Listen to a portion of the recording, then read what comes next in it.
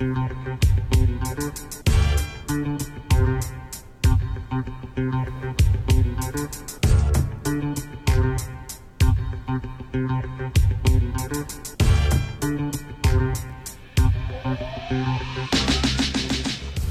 Charles, eagle-eyed viewers may notice some new wires and things around. I've made some effort to try to increase the network security and try to avoid some of the, let's call them problems that we've had. How are you today? I'm doing well. So that's the production department at work too, or is that the security department? That's the or is IT it both department. The IT department. Okay, good. But I have to say, the art department, this is one of my all-time favorites. It really is fantastic. I mean, Thank you. It's viewers will know that Jason sends me a treatment on which I typically see on my phone, and it's very tough because I'm such a technological idiot for me to actually see the picture on the phone. Luddite. No, I don't know about that. I don't know if I qualify to be that yet. But so I can't really generally see it until I sit here in Jason's studio, and I'm right next to the poster now, so obviously I see it well. I think the one of Clinton, the face of Clinton, it reminds me a bit, I don't know if people are familiar with Norman Rockwell, but it could almost be like a Norman Rockwell face, although they never let that guy in the towns that Norman Rockwell was painting, one of which happens to be Stockbridge, Massachusetts. But these other, and Comey, what a sanctimonious, supercilious piece of shit that guy Comey is. I mean, he really, when we look at through his record, as we've done now in many of these videos, that he would be so cocky on Twitter, making the kind of comments that he's making, disparaging the president, disparaging people who support what the president's trying to do, disrupting decades of bureaucratic corruption, of insider cronyism, and that he would think that he could get away with all this. It's just, I mean, there's got to be some reason, which we don't yet know, why he's so sure of his very shaky ground. And then this guy struck the same way. I mean, he looks a little bit like a cross between Mr. Bean, not in his head, but just Mr. Bean's face, and the Odd Couple character. Yeah. You know, but again, when he testified, he was so cocky before Congress. He was like, giving lies, half-truths, dissembling, and acting as if the people asking the questions were the problem. They didn't understand the genius of what he had been doing, And of course, McCabe had better be downsizing, because I think McCabe, even if he does snitch, McCabe is going to prison for quite a while, in my view. Yeah, I think that might be the case. Charles, I'd like to possibly do a rare, I don't know if we've ever done this before, but what we could actually do is sort of showcase an alternate version, give people a behind-the-scenes look of the poster that almost was. This one, because when you had first told me about this, there was a lot of interest in somebody that I felt that people wouldn't recognize, Doug Band, the genius behind the memo that basically admits to crime. But I felt like it kind of got the image a little bit crowded, and there was no end to where we could go, so we just kept it down to the core group. Well, let's hope Doug Band is... I mean, Doug Band is an interesting one to think about, because Doug has now... he may have had some family money, his wife may have family money, he's certainly living large. He had a series of gigantic apartments in the... on Central Park South. He either kept those or didn't, but he then bought David Rockefeller's townhouse in the East 60s off Park Avenue. Right, and who does that? This guy it was basically, I mean, he wasn't actually working in a Hooters when he was down in Florida, but he was a nobody, somehow manages to get a job working in the final, after Bill, or as Bill is being enmeshed in impeachment proceedings, or maybe afterwards, after he gets acquitted. Here's the guy says, yeah, I like to work for that guy. I mean, let alone his parents saying, what we ought to do is we ought to place Doug with a paragon of virtue. Somebody who's, we put our precious son Doug, let's put him into to be mentored by somebody, a family, Bill and Hillary, that could really, imbue in Doug the kind of fine moral background, fiber that's so important in an impressionable lad like Doug. Anyway, so Doug goes from basically having little financially, and supposedly the story is he gets a job offer from Goldman Sachs, which is something he should have taken maybe, instead of going to work in Chappaqua in Washington, D.C. for Bill, just as he's getting investigated, as Hillary's getting investigated for public corruption and possible foundation frauds. This guy says, I'll turn Goldman Sachs down for that. I'll give up. That's weird, isn't it?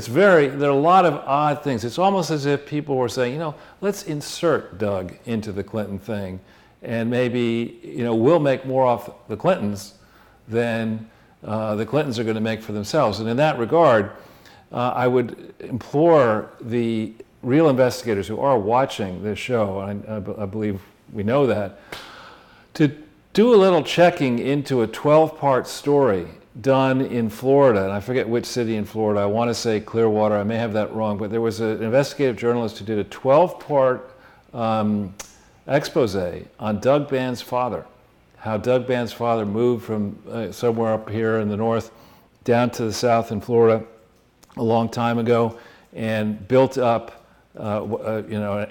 relationships with wealthy people in various towns. And these articles allege that the father was basically a mini Madoff. So I think Doug Band. Is that it? Well, this is a useful story that came out. There was a story that came out in August of 2013 in the New York Times, unease at the Clinton Foundation's over finances and ambition, or something like that. And then this story was really the kill shot against Doug Band. This came out September 22nd, and it just was brutal, frankly. McAuliffe? Well, yeah, because what was going on at this time is that Hillary had left. She left the State Department on February 1st. She was positioning herself to run for president, well before 2013, but in the 2015-16 cycle. And this basically attached Doug Band to as much dirty laundry as possible at a very time that Band was trying to create Teneo, this firm, or really bring Teneo up into a bigger status. And Bill was being paid small money, ended up being paid small money in 2013 for Teneo, but you had various scandals all coming together at the same time in 2013, right before the pivotal midterm elections of 2014, and right as Hillary was trying to raise money for her presidential thing. So this was a very negative story against Doug Band. Notwithstanding all that, Doug's able to build up this gigantic thing, Teneo, which he convinces a large private equity fund based in the UK, BC Partners, used to be called Baring Capital, and to put money into his firm. And most recently, BC is selling out to somebody else at supposedly a big markup for Doug. So you think about one of the reasons for this graphic and for this show today is you have to imagine that a large number of people affiliated with this gigantic criminal conspiracy have begun to look at this and say, Hillary is not going to win in 2020.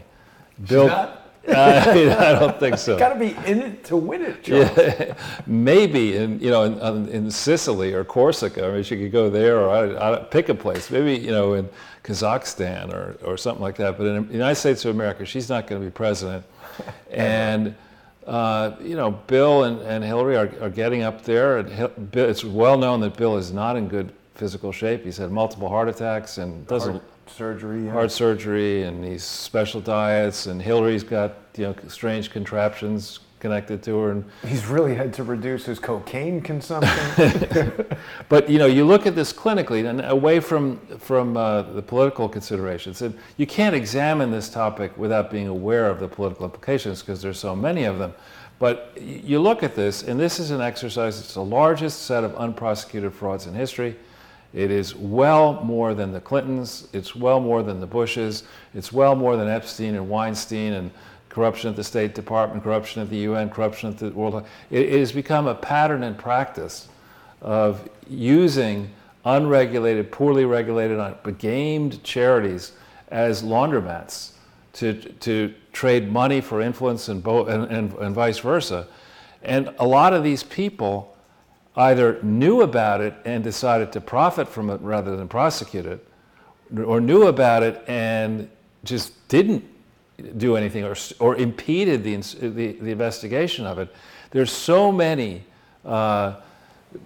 inexplicable decisions that have been made around these frauds, going all the way back in the case of the Clintons to 1997, that at this stage, with all this information out there, with prosecution, or at least investigations at FBI, IRS, international governments, state governments, well along for many months, if not years, a number of the people who advise the rich people connected to this are going to be looking at Bill Gates and looking at other people who have donated sizable sums, the Rockefeller Foundation, Christopher Hone over there in the UK with the Children's Investment Fund Foundation. They're going to say, it was fun while it lasted, but it ain't going to last much longer, and these are going to come crashing down, and you have a very simple choice.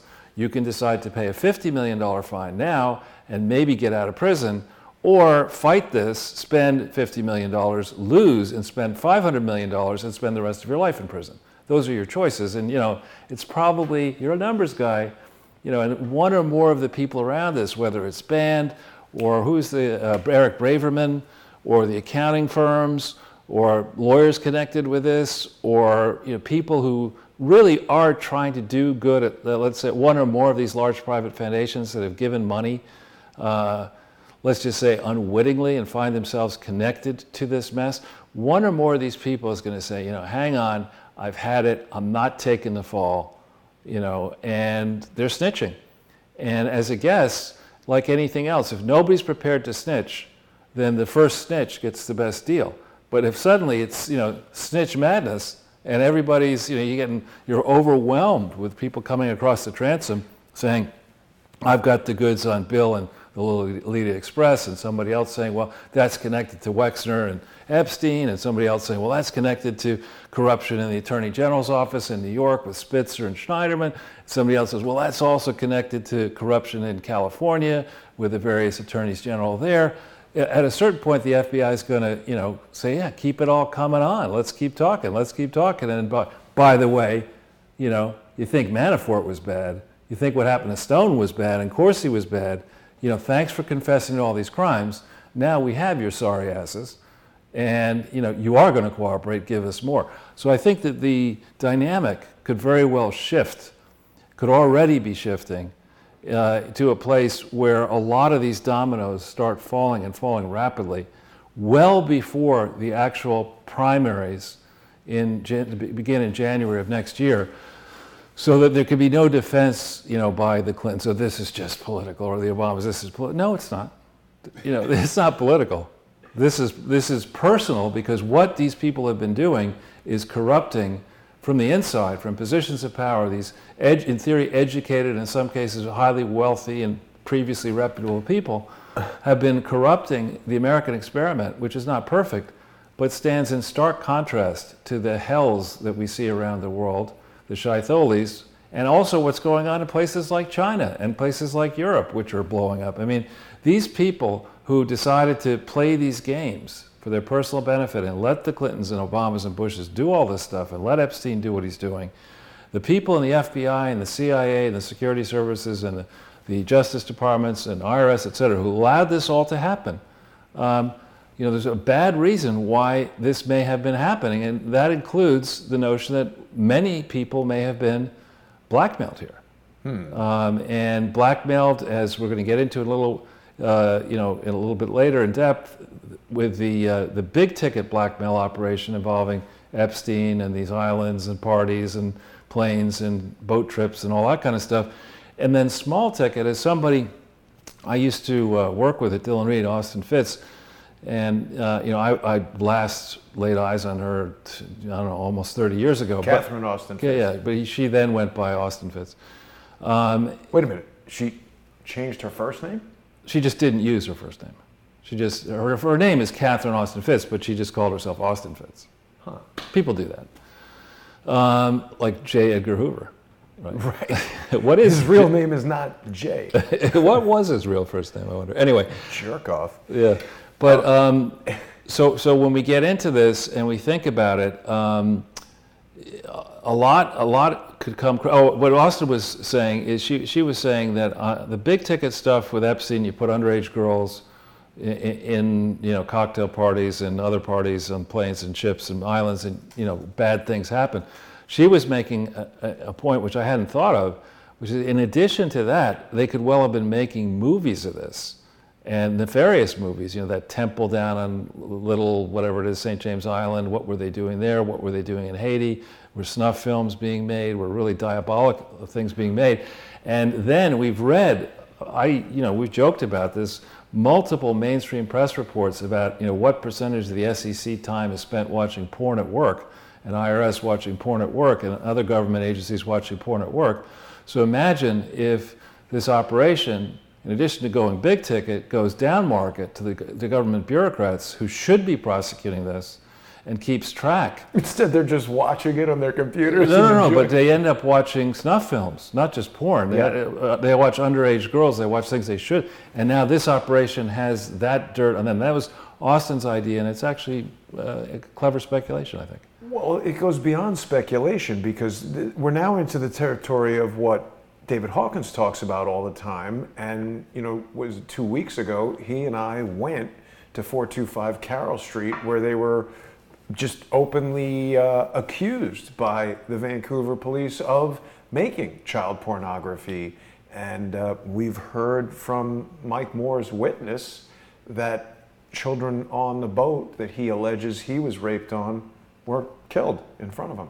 Yeah, it's just, that's dark. And that's, difficult to imagine that a human being would do that kind of stuff. But on the other hand, if that did happen, I suppose there may be things worse than that, but there are not many. But these are the same people, Charles, who are launching attacks on Libya, on Syria. They're indiscriminately killing people all the time in mass scale. 1 or 2 is like a cocktail to them. Right, but making a snuff film and doing that's... We have them. All those videos from the missiles, that thing that Chelsea Man... I know it's different. It's different. But it's also not. These guys are regularly watching snuff films of whoever getting killed. Right. So the point being, though, I think we are getting close to, and I would hope that grand juries have been convened inside this country, and that the equivalent sorts of things are happening outside this country. We're in a place where rats are ratting out co-conspirators. And it could well be, actually, that the big rat in all this could be somebody like a Bill or a Chelsea or a Barack or a Valerie Jarrett, who would say, you know what, I see the direction this is going. I like the money I have in the bank. Right. I'm 60, I'm 70. I ain't spending the rest of my life in prison. And I'm certainly, I know what Bill was doing. I know what Barack was doing. I know, what Hillary was doing or whatever. And it could well be that we have, the back of this thing broken sooner rather than later. And one of the reasons to the critics who say this is taking so long, well, putting this criminal cabal together took decades. Mm-hmm. Taking it apart will take some time. And, it's easy, as we've been doing. Actually, it isn't that easy, but it's easier, I suppose. You make it look easy. Well, it's easy to put all these things together and broadcast out to you. It's yet another thing to go figure out how you're going to go and tell Michelle Obama and Barack Obama that, guess what, we're taking all your shit. Ding, and you're going to prison. Jail. Well, that was one of our better ones. You sounded like Ross Perot there for a second. And That's another thing. And another thing. Where's my whiteboard? But he died recently. I was so sad. Yeah, he's still dead. I like Ross Perot. He was good, yeah. So this is, again, it's up there, one of the best you've done, or the art department has done, so.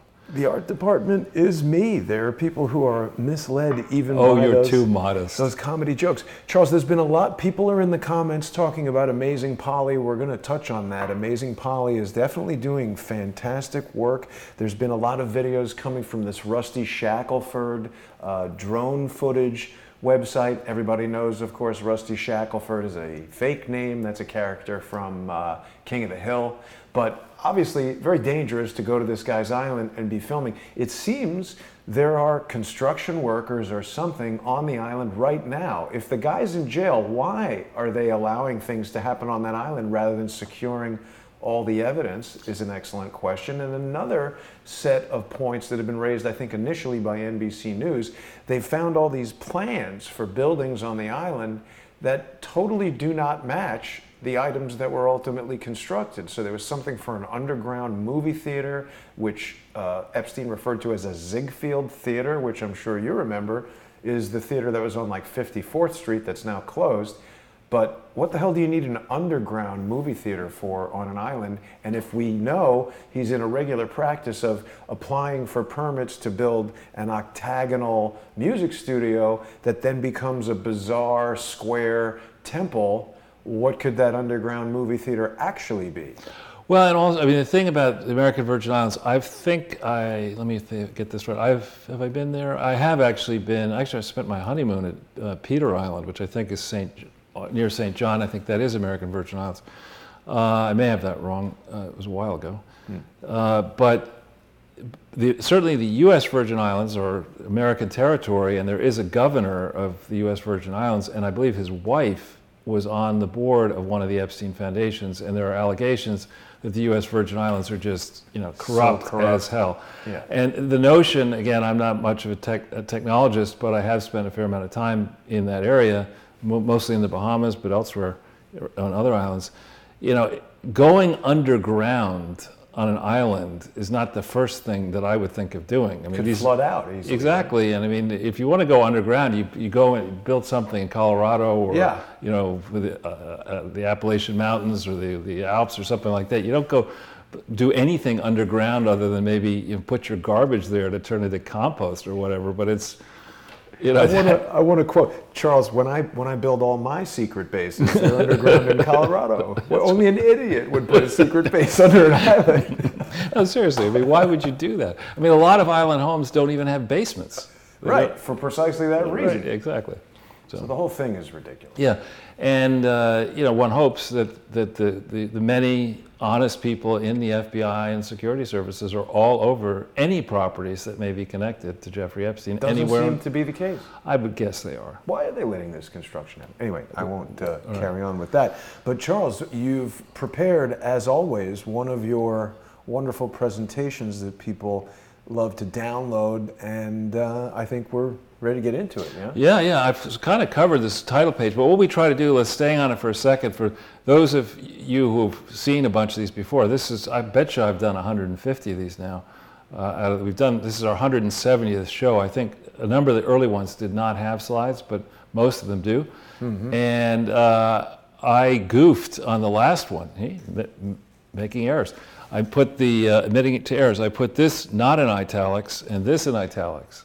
So it'll be like one of those, and I think most every other one had this in italics, this section in italics, this not in italics. If there were a federal judge here, they might yell at you for that, but I'll let it pass, given your pro se status, Charles. All right, thank you.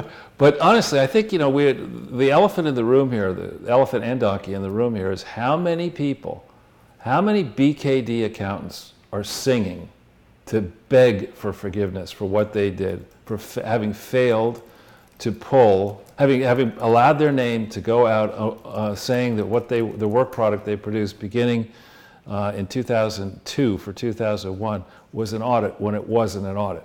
How many partners at BKD are just begging for mercy at this point? How many lawyers at law firms with other partners are saying, you know what, I made a big mistake. I don't want our firm's good name associated with this anymore. Let's go in and let's throw ourselves on the mercy of the regulator. Actually, some of these people will, because just stir up more lies. Well, at least there's hope. If you confess to a pivotal portion of this and provide important evidence up to the FBI and Justice and other players in this that allows this whole thing to come crashing down and allows our U.S. government and other governments to collect money in tens of billions, if not more, when you consider the wider contours of this fraud. If you do all that, you have a chance. You know, people get trapped. People make bad decisions, and it is quite possible that, you know, that they're lured into making bad decisions by this criminal cabal. And at a certain point, you look, you know, let's say you're married, happily married, and you've got kids and grandkids, and you look at this and you say, you know, I can't do this anymore. I'm just not doing this. You know, and I think a lot of families, a lot of people are in that position. We won't know the full story on this for years. It's because it's spread so far and wide around the globe. But I think when we look back on it, this period right now, August of 2019, will end up being a period where a lot of crucial stuff is happening. We will find at a later moment. I would offer this, Charles. I think that it's less a matter of people's morality getting the better of them, because if someone had that in them, they'd be very unlikely to get involved with this in the first place. I think what happens when these sort of organizations start to deteriorate is that the people on the periphery who maybe know a lot but aren't critically important to the thing start to realize that they're going to be the first ones on the chopping block. So it's a sense of self-preservation rather than a sense of, I better do the right thing. It's like, uh-oh, I think I'm the one who's going to get on the chopping block. Let me see what I can do to mitigate that. And I think that motivates people to come forward. Yeah, and also fear. I mean, fear of that. You're not hearing, I mean, this Epstein guy, the more we think about it and the more stuff that comes out of him, the more fictional his story becomes. And you know, he lived large for a long time, flying around, doing despicable things, but also hanging around with famous people and, you know, and fancy parties and stuff like that. Now he's in a hellhole, you know, in this prison. I've no accounts of it. I mean, people are complaining, for example, about the state of the border facilities between Mexico and Texas.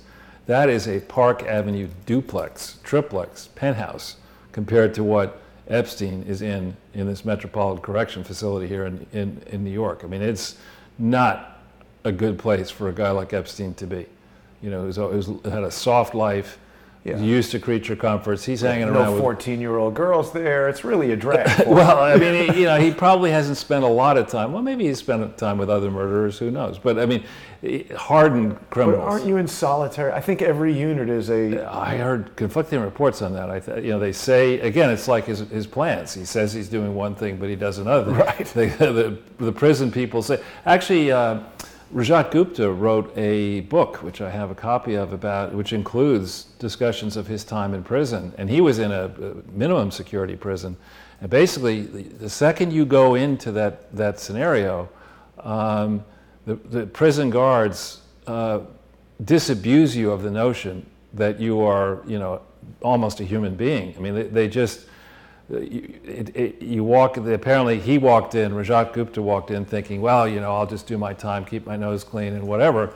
And there are a whole series of rules that they're very easy to break. And when you break them, like, you know, you're not standing at attention with your bed done properly when the guards come in, or you're, you know, distracted and you're not looking in the right way, or you answer in a snotty way.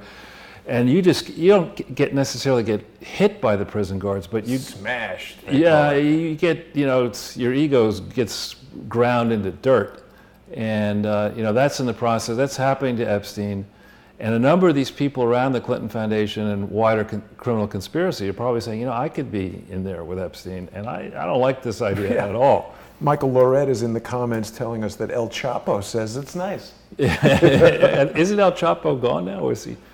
I think he went to ADX Florence. Yeah, exactly. Yeah. He's going to Colorado, you see, making my point. Put him under the mountain. That's the way to do that. Yeah, and so the other thing is, it's really interesting. I've gotten involved in a number of conversations with haughty foreign people who shall remain nameless, and some of them are trying to, like, begin the conversation disabusing or explaining to me that I don't understand how much of a rube Donald Trump is. He's obviously ignorant, and he's making all kinds of mistakes, and he's blowing up their world, and he doesn't know what he's doing, and he's not going to be there that long. I'm like, you know, I'm not, and I often say to people like this, I'm not lecturing you about Germany. Don't you dare lecture me about the United States. I mean, you don't know anything about what's going on here. I do. I've been living here more or less my whole life, watching this thing very closely. And I think Trump and his team, now there's some people who are not as strong as others, but Trump and his team are taking on a status quo that is corrupt to its core and has been so for a long time. And there are a lot of people who are unhappy and are going to be even more unhappy when he gets done with this. But the wide swath of the American political spectrum is going to love this, because what he's doing is he's restoring a system of order underneath the Constitution. Under Barack Obama and under George W. Bush, I think a dangerous precedent was set that the president fundamentally decides what the Constitution means, you know, and not the Justice Department, the president. Everybody works for the president in the executive branch, and he decides what the priorities are. He controls the Justice Department. Justice Department decides who to prosecute. You better not get on the wrong side of the president, which is not the way this was set up. It was set up, we all swear an oath of allegiance to the Constitution, which is bigger than any branch of government. And so we saw the dangerous excesses under George W. Bush in particular, with the ill-advised wars in Afghanistan, as Obama likes to say, and Pakistan, and in Iraq. And we see, again, we see the ill-advised blunders under Barack Obama and Hillary Clinton and John Kerry, many places, Syria, Libya, you name it. And I think all of that, partial reasoning for all of that was there wasn't an appropriate reverence for the Constitution. We didn't do as is required. The founders understood long ago that war is bad stuff, because their families have been, in many cases, destroyed by wars that have happened in England and across Europe. And they wanted to make sure that before America, the new country, waged a war, the House of Representatives would actually do a deep dive into the pros and cons of fighting an external war. And that has been, we just simply haven't done that for 20, 30 years now. It's disgusting. And I think, you know, so Trump is, he's forced a debate about that. He's taking on all these sacred cows that haven't worked. You know, the idea that big government is better, in a world where the private sector is being disrupted by upstart companies that have lower cost structures, they're more nimble, and they're more creative. You know, we've got a mass of this country who's wedded to the idea that bigger is better when it comes to government, that we should have gigantic government programs. People, AOC talking about spending $93 trillion. I mean, why didn't she say, you know, why don't we spend 93 Google dollars? You know, Mickey Mouse bucks. No, the Google is, you know, a trillion. Facebook. Huh? Facebook lira? Or No. A Google, a number is one with 100 zeros. Why, you know, billion, you know, quadrillion, trillion? Let's send, you know, 100 Google dollars. It's ridiculous what some of these people are talking about.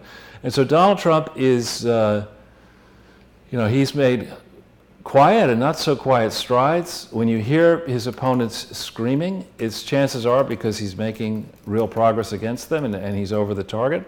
And as we think about what's going on in the summer, August is a month where many Americans do take vacation if they can afford to do it.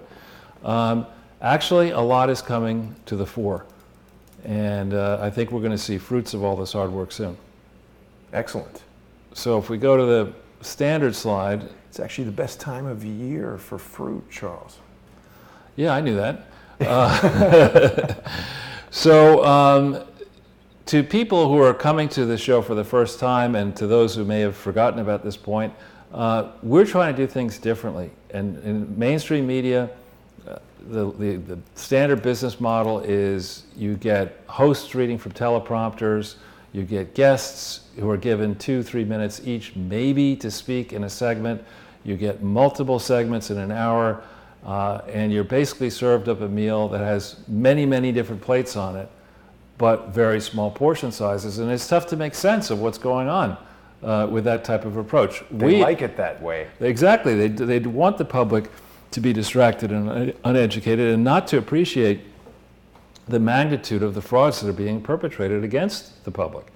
We, on the other hand, realized, Jason and I, and the others who work with us on this, that this was such a big scandal. We had to lay down markers.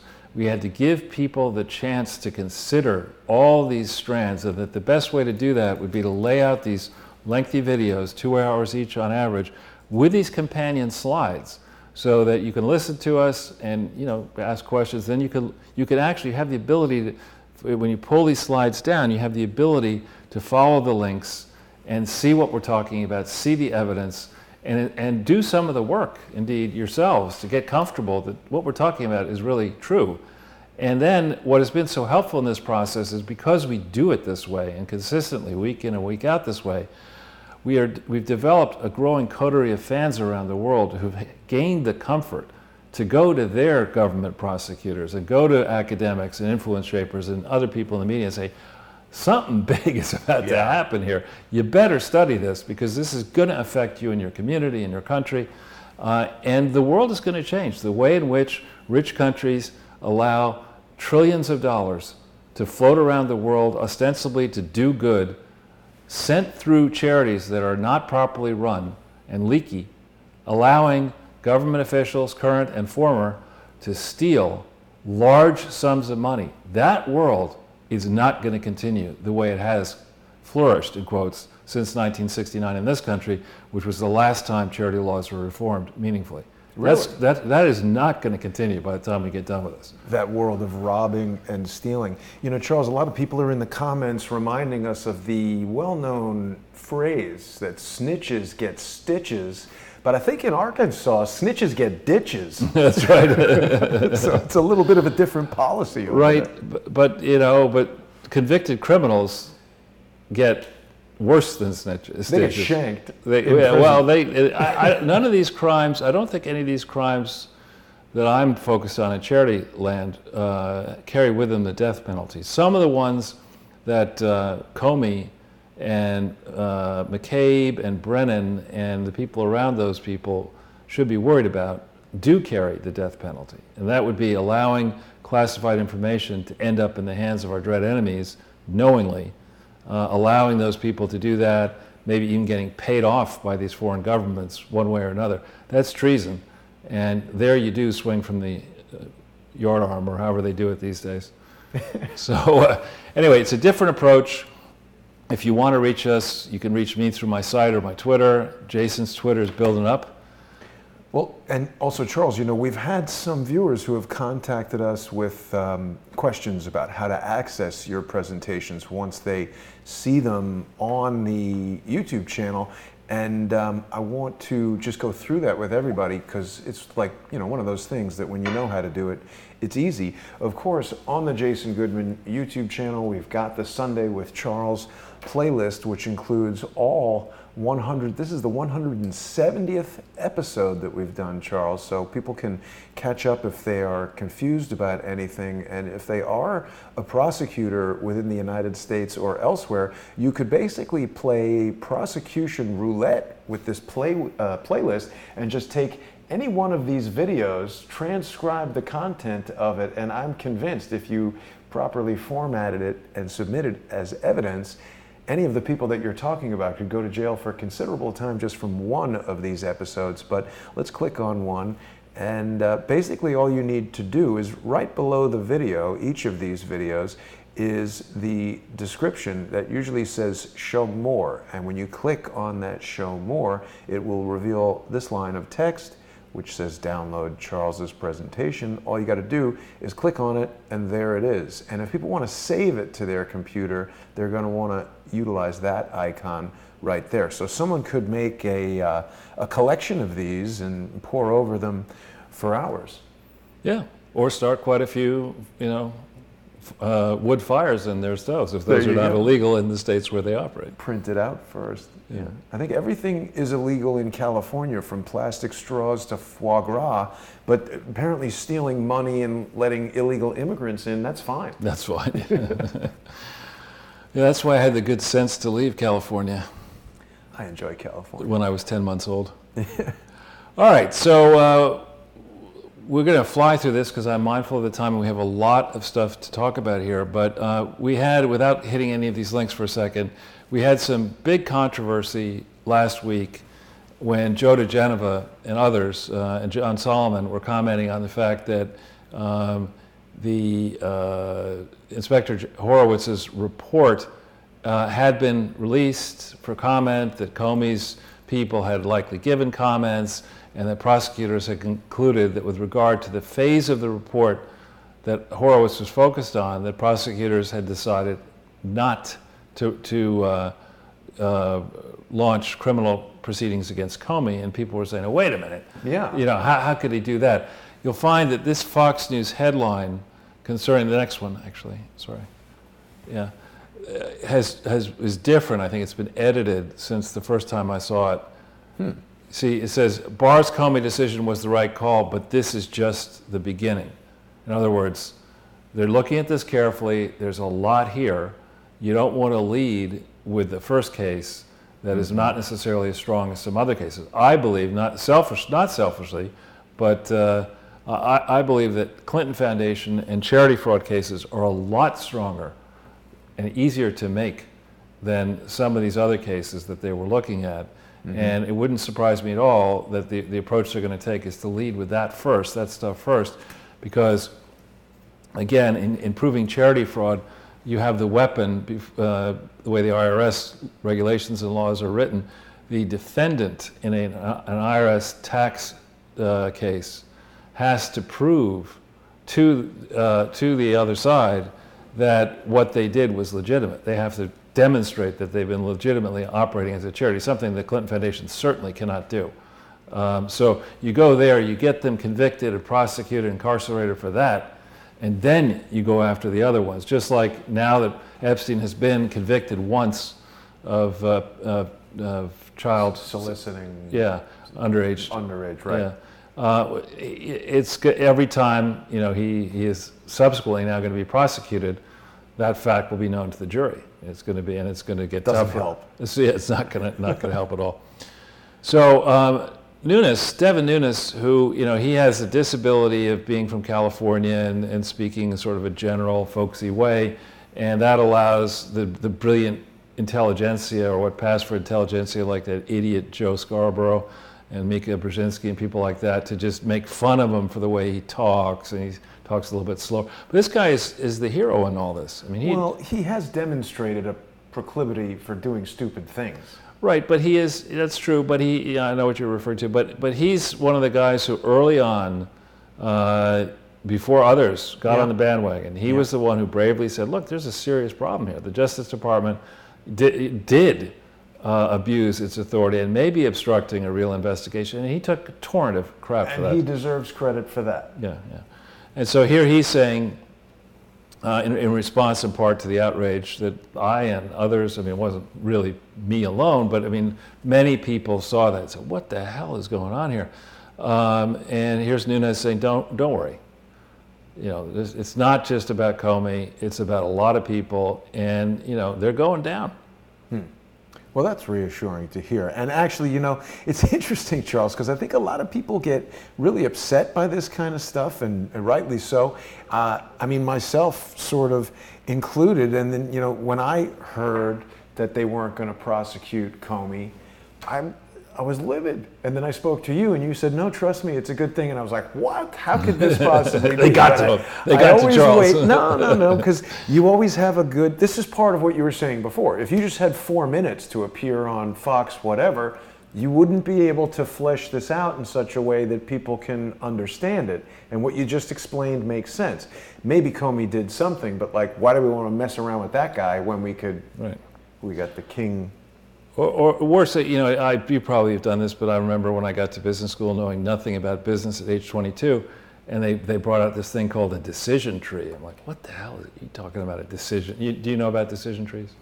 I don't know. All right, so a decision tree is where you lay out all the parameters of what could happen in something, and you sketch them out, and then you say, if I do this, is it going to be a yes decision or a no decision? A yes consequence or a no consequence? Okay, then we take the yes consequence and we have other options, and we then, at the very end of all the probabilities that could happen, we assign probabilities to everything, and you look at every branch of every tree. And most often, salespeople, which is what we meet in life principally, people who are more salesy and outgoing or whatever, people who don't like to talk, talk to them. But the salesy type people, they're always selling you pizzazz and unicorns flying and all this great stuff. And they don't want to consider the downside cases. Right. You know, salespeople couldn't be salespeople. If you know, if you get up in the morning, you're a salesman, you got a list of 100 clients to call, and you say, "Don't you ever think that 99 of them could be murderers?" You know. Well, it depends what you're selling. That would be a good. You know what I mean. So you have to have a sunny disposition to be a good salesperson. But I think need lime today. So. That's right. Exactly. Shovels. Yeah, sure. Right. So what I think people were saying here is, let's say you bring, you know, instead of going after Brennan for treason, you go after Comey for something, and he gets off. Right. It ruins the whole Then thing. everything else is done. I mean, no one's going to entertain you because you blew it with your first shot. You lost, right? Yeah. See, that's what I'm getting a hard lesson in, Charles. The game of, you know, justice is the game. It's got rules, it's got an order that everything has to go in, and apparently you can't just walk into a federal courtroom with evidence and present it. They get really pissed off. You got to do it in the proper sequence. So what really happened, and most recently on Friday, our good friend Kevin pointed out that the FBI and this long-standing dump against Hillary Clinton had come up with dump part 35 of 35. And Jason, if we could make this a little smaller, this page. Smaller? Just a little smaller, and then go down at the bottom, to the bottom here, a little bit, yeah, and get that to 18, just if you click on it. Oh, we just do this. Or you could do that. When you say smaller, I don't. All right, then let's. I reproduced some of this text. This first one. This is page 18 of the dump. It's entered on the 18th of May, 2016. This information just became public on Friday. And they describe the caption investigation is highly sensitive and considered a prohibited investigation. I don't know what that means in FBI jargon. Maybe somebody's in the FBI can explain that to us. Additionally, the investigation is designated a SIM, which I think means sensitive investigative matter. Nice. And there are special guidelines. These are investigations having to do with, you know, well-connected, prominent political people, okay? It has an exemption for uploading approved by AD Randall Coleman, and it's redacted. Now, what that means is that normally, as a guess, when you're in the FBI and you've got new stuff coming in, you put it into the Sentinel system or whatever this is. Or the garbage, depending on. No, when you're doing it right, you put it into a system so that people who are in the FBI have the clearances can. This is saying, no, this information we're not putting up so people can see it because we don't. It's so sensitive. We don't want stuff to leak in. This is May 18th, 2016. Okay? Wow. Then it says. It gives this different way to provide an electronic record. You're going to have a placeholder within Sentinel, And this is the original approved and serialized documents are stored in a physical case file. Remember, we have documents missing from the physical case files, which we discovered earlier this year in 2019. This case file is secured in a certified SCIF. Certified? What's certified? I don't know what I mean. It's sensitive enough that the case file is in a place where you can't get at it. Can't get at it. We've heard of a SCIF, but I've never heard of a certified SCIF before. Right, but the point is, I put this up here. It's interesting to me that the FBI would choose to release this on Friday, just as at the time where we're going back into considering Comey's potential culpability. Comey had begun drafting an exoneration memo before this. July, right. Well, no, before. He delivered it in July. He delivered his absurd performance on July 5th, 2016, but he had begun drafting exoneration before May 18th. Wow. Okay, how could you do that if this was the state of affairs, that, you know, this thing is a prohibited investigation, a sensitive investigative matter? This file also shows that Cheryl Mills and others were testifying after this time, around and after this time, that they were lying, basically. They didn't know that there was a private system. They didn't know this. They didn't know that. You know, and they have an immunity agreement. Multiple immunity agreements are given, again, around this time. And what we should be doing here, whether it's Barr's people or I don't know, if they have, you know, the equivalent of an internal affairs operation for the FBI, you really need to say, all right, excuse my language, fuck this redaction. I want to see the whole file, everything. You know, what was originally in it, what was edited, who was responsible for for this mess, and you know, go right the way through. Put all these papers, instead of the way that we get them now, these 35 parts, put them in chronological order, time-stamped order, so that we can see how did this thing evolve, and more importantly, why did it take until July 6th, 2015, for the Inspector General of the intelligence community to decide that an operation run on toilet bowl servers, starting in January of 2009, would be allowed to flourish all the while that Hillary Clinton was Secretary of State, and that she would be able to keep, you know, her, on the one hand, the toilet bowl server system next to the bleach bit canisters, you know, and keep all that information, and only reluctantly have her lawyers turn some of it in December 4th, 2014. Why did it take until July 6, 2015 to launch this investigation? What you've just described, Charles, reminds me of many times I've heard people say that, you know, you want to control an investigation. They don't have every person in the FBI in a conspiracy.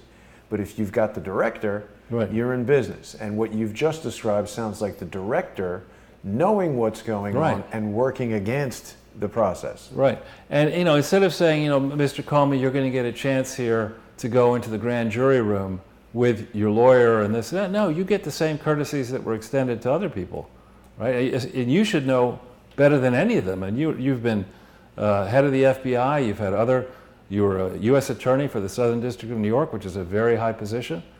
You were Deputy Attorney General of the Justice Department, which is second command of the Justice Department. You're writing books, you're sending out dopey tweets. You know, the law applies to you too, right? And so what about his daughter being on the team that's prosecuting Mr. Epstein? Yeah. So if we go back into the slide, this is it's a thin file, this part 35, it's only 31 pages, but it's worth people taking a look through it.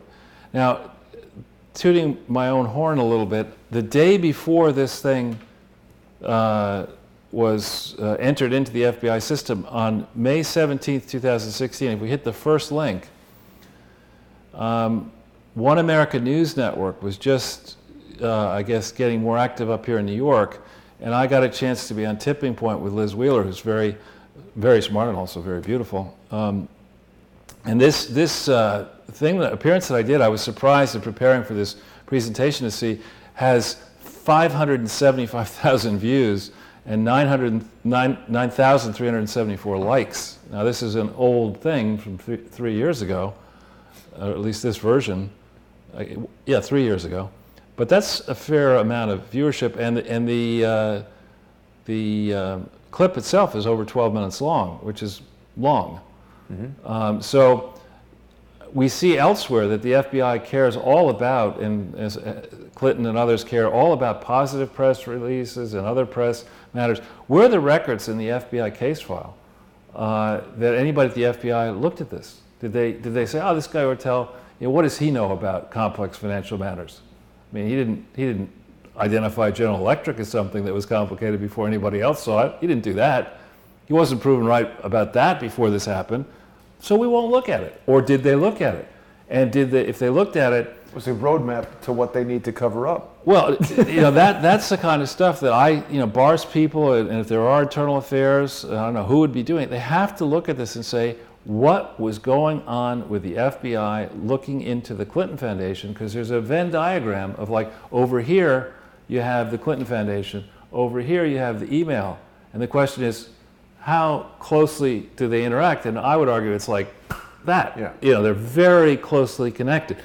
Emails are missing that would have likely documented the negotiations back and forth with donors to the Clinton Foundation for favors from the State Department. Wow. What is that? I don't know. Well, anyway, I do believe Robin Gritz has mentioned that the Internal Affairs is the Office of Professional Responsibility, OPR, I think. Okay, well, I hope they're all over this. So if we go back into the slide, you have on the one hand that video, on the other hand, if we can hit this one, Jason, this second link, this is the first time I was in Zero Hedge. And you notice this came out May 7th, 2016. Okay, and thereafter, there was a firestorm. It's interesting that even today, this thing in theory has 0 shares. I don't believe that. That's not I correct. just don't believe that. Well, so what, you click on one of these and it shares it somewhere? Right. What if I share it right now? We'll see. Okay. And 0 shares. it doesn't seem to be working. The shares seem, Yeah, it's turned off. it used to have quite a few shares, so there's something odd with all this. But there ensued, after this thing went out, a large number of articles prior to the May 17th, prior to the May 18th, 2016 timeframe. And remember, this is all when Operation Crossfire Hurricane was being revved up. This is all as Donald Trump becomes the likely nominee for the Republican Party. And so this whole timeline, comprehensive timeline, needs to be put back together from the inside using Department of Justice, IRS, and FBI and other foreign government documents to look at the timeline, look at emails, look at what the co-conspirators were doing to impede the investigations that would have likely made Hillary Clinton exit the race, let alone just lose. I mean, if the truth had been known before May 2016, Bernie Sanders would have been the candidate. And Bernie Sanders might have been the President of the United States, maybe, if he'd been the candidate, right? So this isn't a we're all, Rachel Maddow and her crew, and those people are Chris Hayes and everybody, and Matthews, they're all, in a tizzy over Facebook ads and Russian meddling, when we have, I think, sitting before us a case where an existing administration, an existing presidency, an existing Justice Department, an existing IRS was doing its level best to make sure that Donald Trump lost the election and Hillary Clinton got inside.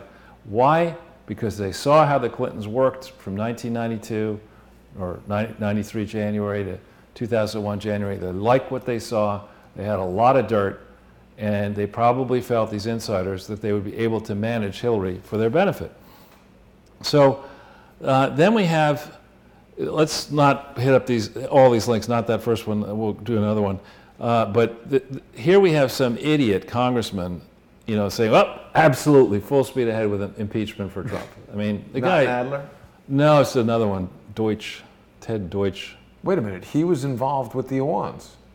This guy was, really? I do believe they worked for, its name sounds familiar. We'd have to double check that, but I feel like Ted Deutsch was one of the guys who they handled IT for. Yeah. And see, people like Deutsch and Wasserman Schultz and some Republicans, have lost sight of the idea that the U.S. Constitution is not set up to create rulers of the people. It's rather the reverse. These people are servants. They are public servants of us. So Ted Deutsch doesn't get to stand up and say, I don't care. We're just going to impeach the guy. He doesn't get to do that. But he hasn't gotten the message, so he goes ahead and does it. Oh. That's weird. Yeah, that was a Luke Rosiak tweet about Ted Deutsch, but it says it doesn't exist. All right. Let's keep flying if it's okay, Jason. Okay, sorry. I just want there are a lot of articles in the Daily Caller about him dodging questions about Imran Awan. Okay. So this just in, the AOC, this one we do want to hit, AOC's chief of staff and communications director abruptly resigned within the last 48 hours or so, and now it turns out that this chief of staff may well be under federal investigation for election fraud. Election fraud, and as well he should be. Yeah, I'm glad you brought this topic up, Charles, because I had done a video about this with Chris Coles, Mr. Reagan, who, as far as I know, was the first guy to expose this whole Justice Democrats, Shaikat Chakrabarty, whatever his name is, the whole scheme there. And this was in the New York Post. They're probing Shaikat Chakrabarty for election fraud, and from what Mr. Reagan reported, it seems like they've done it. So this is quite interesting. Yeah. So I wonder. whether AOC's demeanor is going to change any over this, or how defiantly she's going to react to this, and how well she's going to do answering questions about it. Because she doesn't have her communications director anymore. Right. I think she might find herself back in the business of making YouTube videos with tight shirts on very soon. We'll see how that goes. Or cocktails. Something. So you know Laura Loomer better than I do, but she's officially, I guess, announced that she's going to run for Congress, trying to represent the people of a district in Florida, I guess, 21st District. You know, I actually know the person whose idea it was for Laura to run for Congress. Who is that? I don't know if I want to say. We'll let Laura tell people. All right. But I've had the pleasure of meeting Laura Loomer, and she's a very energetic person who is wise beyond her age of 26. And I think it's great to see her jumping into the fray. I mean, she's going to take a lot of abuse. I think she's used to that. And she's going to give a lot of abuse. Yeah, I mean, Laura being in Congress would be the absolutely best place for her to be, because she could directly challenge some of these people. The other thing is, I think that Twitter would not be able to remove her if she was in Congress. Yeah, I think Twitter and Google and Facebook and Amazon and some of these places are going to have a lot less power imminently than they have gotten used to having. We will see. So, yeah.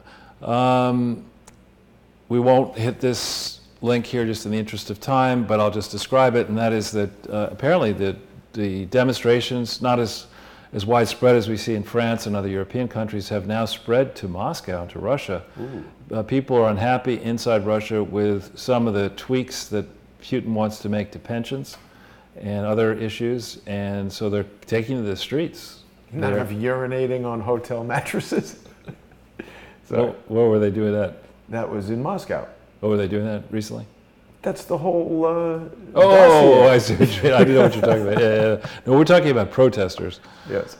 And then this certified bonehead, we can put his picture up here, Avenatti, has now decided that, even though he's under indictment, I believe, for multiple crimes, he's going to try to seek the 2020 Democratic nomination. And basically, he's probably more qualified than several of the people who've appeared in these debates.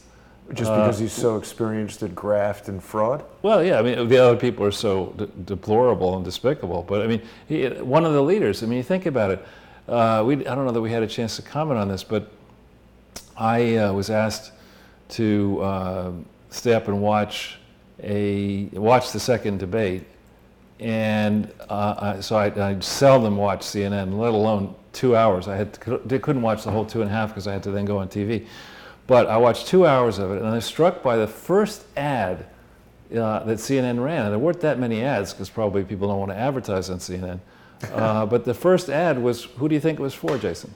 My Pillow or whatever? Ancestry. Which is really? the genealogical search thing. I mean, Elizabeth Warren's one of your friends. You're going to say, oh, I got it. We'll let Ancestry run an ad here. And it really Ancestry. And it's a fair point. We think about people who are economically disadvantaged. Say what you want about affirmative action. It exists. You think about people who are economically disadvantaged and happen to be from a racial minority.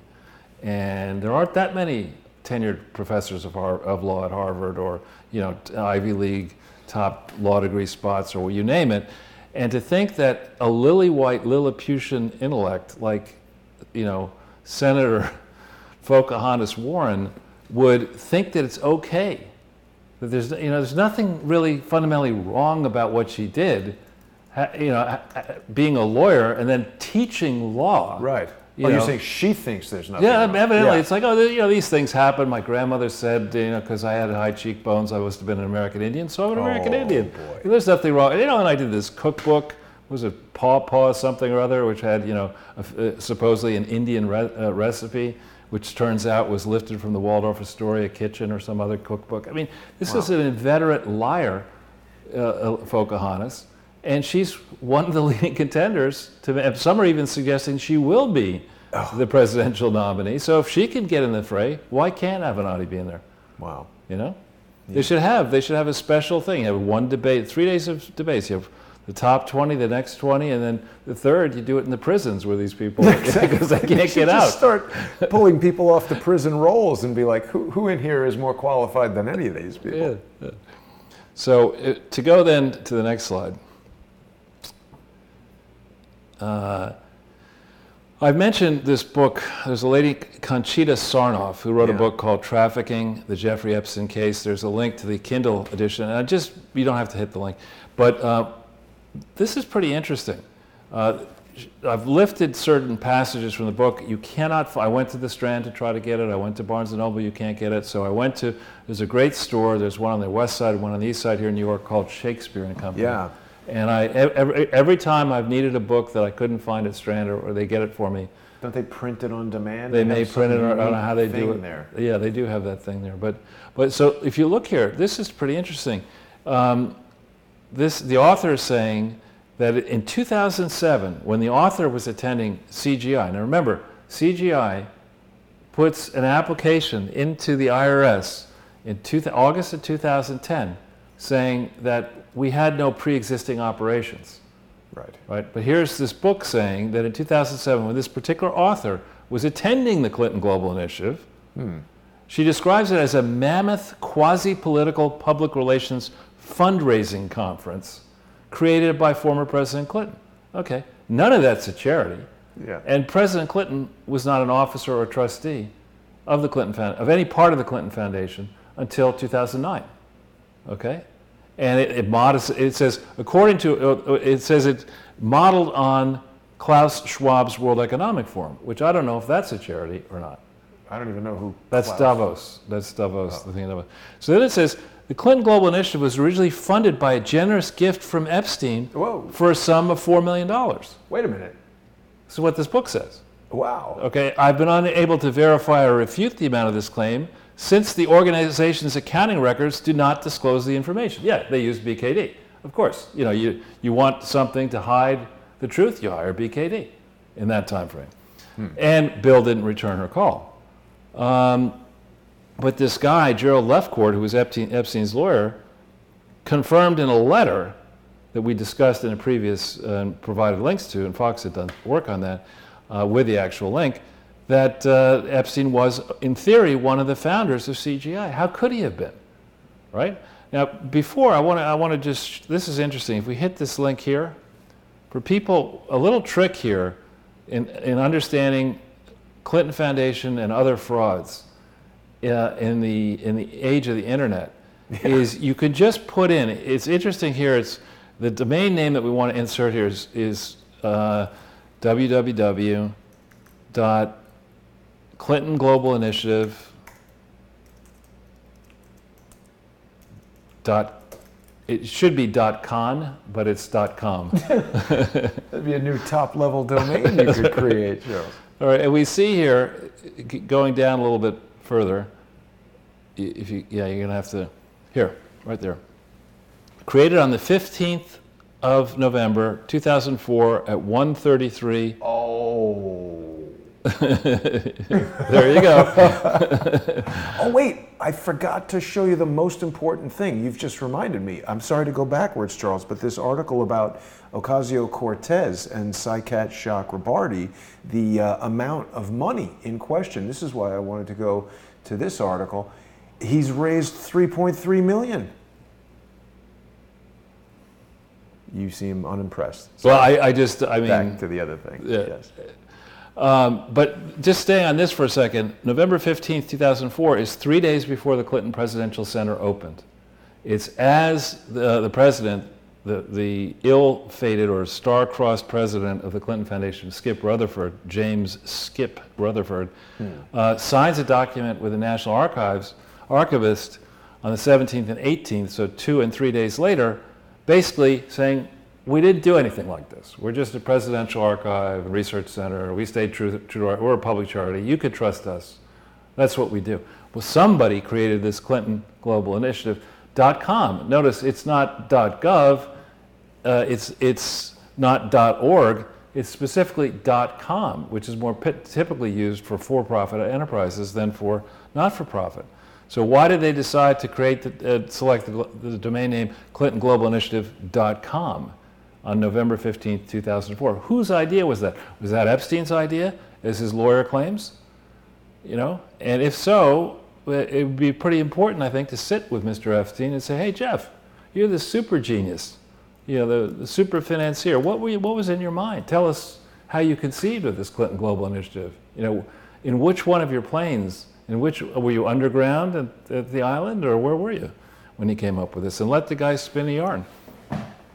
So if we go back in, I haven't put the link there, but this reference that Conchita has, Sarnoff, to Gerald Lefcourt, there is a story today in the New York Post explaining that Gerald Lefcourt, that substantial donations were made by Epstein's foundation to foundations connected to Gerald Lefcourt when he was negotiating on Epstein's behalf to get the sweetheart deal that he got in the 2007-8 timeframe. So that's Isabel Vincent at the New York Post, who's doing yeoman's duty now. She's apparently really landed on this, and she's going to run it to ground. Now, in terms of the CGI itself, just to refresh people's recollection, if you hit this link here, Jason, this Podesta WikiLeaks dump, which is still up there on WikiLeaks and is really quite something.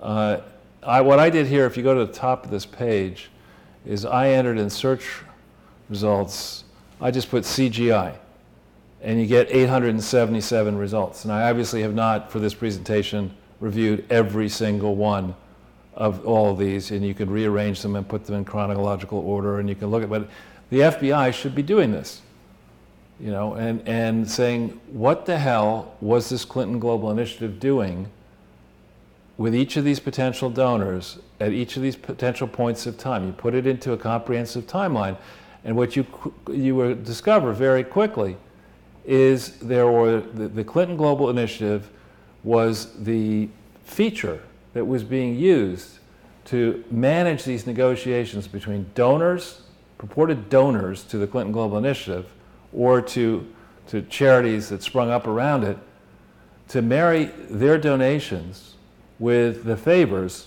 that the donors expected, either from the US government or from governments close to the US government or from multilateral organizations. That's how you put all this glue together, going through all this. Now, just as an experiment, if we go back up the page, Jason, up or up that way? Yeah, and just instead of further up, instead of putting CGI, you can put in, let's put in Bob Harrison, who ran CGI, and see what we get. How many emails do we get for that? There are 198. But there are many ways you can skin the cat. And this is just to illustrate that depending on the search terms that you choose in these various searchable databases, you're going to get more or less results. And so, as a guess, what the Clintons were doing and Comey was doing and others were doing was purposefully gaming, limiting the inserting search terms that would get you a reduced number of results when they were trying to think through what the emails that are in existence that may have been bleached, but what those emails may have said about this process of public corruption. So if we go back in to the slide, Jason, there's also,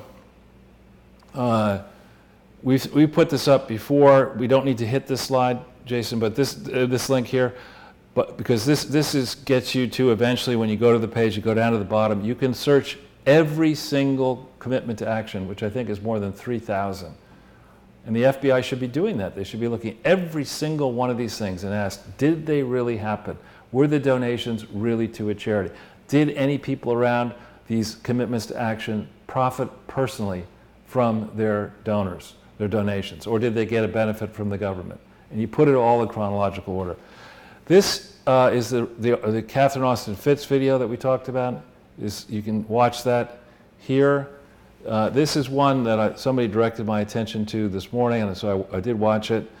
And I think if you start at around 17 or 18 minutes into that video, Austin, we worked together at Dillon Read a long time ago,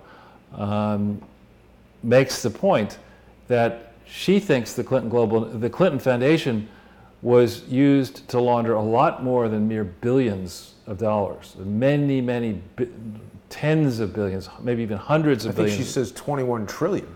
Large amounts of money. That's the secret space program, according to her. Yeah, I don't know that I sign on to that part of it, but I do think that when you have a leaky bucket, which this Clinton Global Initiative, this Clinton charity was, there's a lot of money that can wash through a leaky bucket like this.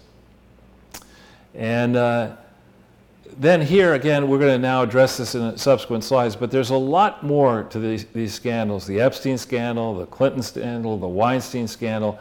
You can't treat each of them in isolation. They're all connected. This is all part of a dirty operation to, on the one hand, collect incriminating information on targets who can then be blackmailed. On the other hand, to grease the wheels for corrupt politicians to do favors for donors and other people who want the favors, whether they get cash for them or they get a favor by agreeing not to reveal something that's really damaging. It's all part of a very dirty system which has been successful, manifestly so, in corrupting the wheels of justice at the FBI, at the Department of Justice, at the IRS, which is why it is taking this long to get to the bottom of it. So if we go to the next page. There's some new pieces in this book that I did not know. She has, in her prologue, she claims that between 2005 and 2007, we know that in early 2005, supposedly the FBI abandoned its investigation of the Clinton Foundation, which had begun in February of 2001. This claims the Palm Beach police investigation of Epstein led to a grand jury and a 2-year federal investigation of Epstein when Mueller was FBI director. And this period, 2005 to 2007, is a period where the Clinton Foundation frauds escalated and escalated and escalated. And so, again, the same people, whether it's the Office of Professional Responsibility, Misconduct, or whatever it's called. The Office of No Responsibility.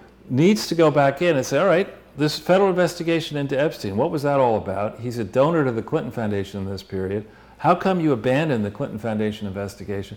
What did you find here in this Epstein investigation? And we had provided on a previous page in the very bottom, there's a whole bunch of links. One of them is to the Epstein FBI vault file, which I think has 24, 25 parts at this point. So there's a lot of paper already in the FBI files on Epstein from earlier periods. What does that show? Here she talks about the COUQ Foundation, which I'd love to know what that name means, why those initials. But she says one of 3 of Epstein's foundations becomes inactive. Well, you can't just become inactive as a foundation. When you go out of existence, got to deactivate it properly. You have to file a special schedule with the IRS explaining exactly why you did this. You got it in any state where you're soliciting, and evidently they haven't done that. As we've talked about in previous presentations, they haven't explained in reports that are legally required in New York and other states what happened in 7 and 8 and 9 to this COUQ Foundation as Epstein went from indicted person to convicted person to incarcerated person, still being connected to charities and companies, which you can't do that. Seems like there's a real lack of oversight. And then she talks about this, remember I talked about the Clinton email over here in the Foundation investigation. They're not separate, they're related. And here she writes that in 2015, she writes, the email investigation has expanded to look at whether the possible intersection of Clinton Foundation work and State Department business may have violated public corruption laws, according to 3 unnamed intelligence sources, she claims cited by Fox News. Now, she doesn't have footnotes in her work on the page in question, so it's not the kind of book that I like, where if you make a claim like that, you have a citation right, and you can see her sources. She does at the end of each chapter list a bunch of sources, but I didn't have the time to go back and follow every one of those links. I'll do that as I read the book more closely. But this is significant because Horowitz's report claims that the FBI investigation into the Clinton Foundation didn't start till 2016. So here she's saying, no, it started in 2015. I've been supremely unimpressed with that Horowitz report. Yeah. And then I agree. Then in 2016, in January, here's another thing. Fox is told there are 100 special agents assigned to the investigation, and all of them are asked to sign non-disclosure agreements. FBI agents? Yeah, with as many as 50 additional agents on temporary duty assignments. So the question is, how many investigations have 150 agents assigned to them? And, how normal is it to force sign an NDA? An NDA. And remember, in early January 2016, this is the senior State Department official had sent a letter to Comey saying, "Hey, Dopey, I'm aware of criminal behavior by Hillary Clinton and her staff, and I want to come into a skiff and talk to you about it." And Comey says, I'm too busy to do that. Yeah, got to be indicted. So the guy walks in. So this is, the guy walks in and he briefs somebody, and at the end of that month, one guy, last name Giacolone, I hope that's the way you pronounce it, resigns. He had been a senior person on the FBI staff looking into this Clinton Foundation investigation. He resigns, end of January. So, there's a lot of fire here. There should be fire in the FBI files. Who made the decision to force these special agents to sign these agreements? How normal is that? What did the agreements say? What about these 50 additional agents? Why did you need so many people by January of 2016? And how could, as Horowitz writes, that you started the investigation? How many investigations in the FBI start with 150 agents? I would assume that might be 9/11. I was going to say, how many agents investigated 9/11? Yeah. Oh, yeah, right, 0. I checked that already. And then, this is really interesting. She writes in 2016 in January, ongoing Epstein-related cases and possible tie-in with Clinton scandals. 2 open Epstein cases in Florida and 1 in New York. 1 case allegedly implicates former President Clinton, given his association with, misspelled, Epstein, Maxwell, and this woman, Virginia, I think her... Well, she's got a married name now, which is Giuffre or something Giuffre, like that. Giuffre. Yeah. But, this is a book, I didn't bring it with me, but this is a book that I'm sure the FBI could get in a heartbeat if it wanted it. I don't like to lend my books out to people. Trafficking, it's called, right? But it's just the plural of traffic. I thought it was saying that he's the king of trafficking. No, that would have been a better name for it. So maybe I'll write that book. You could write that book. Yeah. So if we go to the next page, this troubling history led me to go back and say, all right, let's go back over the timeline and look at who were the Senate-confirmed FBI directors from the end of Reagan to the present. And we see William Sessions from 2nd November 87 to 19 July 93. And I asked the question, what really happened in Omaha with this Larry King scandal, which the Boys Town, or the charity that basically may have been trafficking in vulnerable children to powerful politicians around the country, but particularly in Washington, D.C. This FBI director should have had a 10-year term. That's what FBI directors get. And here he suddenly leaves on the 19th of July, 93. And there's a leadership gap, the first one that I see, between the 19th of July, 93 and the 1st of September, 93. And the next day, on the 20th of July, 1993, Vince Foster's body is found in Fort Marcy Park. I think it's also worth mentioning, Charles, that the firing of William Sessions as the FBI director was the first time in the history of our country that a president ever fired an FBI director, and it's unclear what Bill Clinton's reason was for firing William Sessions. Well, he had also fired all 93 or whatever it was U.S. attorneys. U.S. attorneys, right. And he had been under investigation, he and Hillary and others, for various unresolved matters, let's just say, in and around Arkansas. So the other thing to point out is that early on in the Bill Clinton's first term, large numbers of FBI files were mishandled. And we never got a satisfactory answer, in my mind, to what was the origin of that, who made the demand for FBI files, who had custody and control over those FBI files. Are we sure that the FBI files that the Clintons' people got access to, are we sure that the integrity of those files was not compromised? Are we sure that information that may have been in those files wasn't taken out of those files? And are we sure that the number of files that allegedly were mishandled is the correct number, and that maybe there's a much larger number of files that were mishandled? Well, they only mishandled 33 files, so it shouldn't be a problem. No, it's much more. There's like four. You're getting it now. More than 400 to, some say 400 files, some say 800-900 files. Who knows? Yeah, 33 is never the actual number. Right. So then the next guy is Louis Freeh, and he's in there from September 1st, 93 to 25 June 2001, and he manages it. By all accounts, Louis Freeh is supposedly a decent guy. I don't know about all accounts. By many accounts. He represents Bandar bin Sultan in his private law firm, and he left his role as FBI director just weeks before 9/11. So that's a curious client choice. That's true. So, that's true. That's true. I don't know about Louis Freeh. We got to look into him a little further. But in this period, there's no question that the FBI, which had started to investigate in February of 2001, missed the obvious thing. I mean, the Clinton Foundation at that point of view at the time is very simple. Okay, show me your articles of incorporation, show me your bylaws, show me your IRS reports on Form 990, show me all your applications to register and solicit in any state where you raised money, show me the identities of your principal donors, and show me your audits. And there are no audits in this time frame. And surely Louis Freeh and the FBI could have figured out, they get the job on February, let's say 14th, 2001. February 15th, they're like, you're done. It's not complicated. But instead, Freeh fumbles the ball, leaves. Then there's a second leadership gap, and a fellow John O'Neill the senior level guy, gets drummed out of the FBI. He had been leading the investigation into bin Laden prior to 9/11. He gets drummed out of the FBI, takes a job or is extended the opportunity to work at the World Trade Center, and dies there on September 11th, 2001. Was he working for Securicom? Who was he working for? I don't know. Maybe. Yeah, Marvin Bush. Right. We need to look into that. Yeah. So then, you notice that there are not that many red things, and I could have put more in, but there are not that many red things. But then we get to our mercurial Robert Mueller, who's in there from the 4th of September 2001 to the 4th of September 2013. And he misses the illegal international activities of the Clinton Foundation.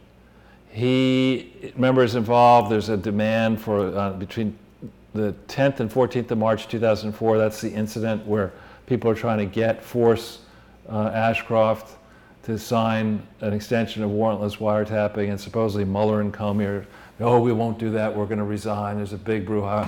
This is right before the Clinton Foundation illegally files papers in Arkansas to get involved in international HIV/AIDS work.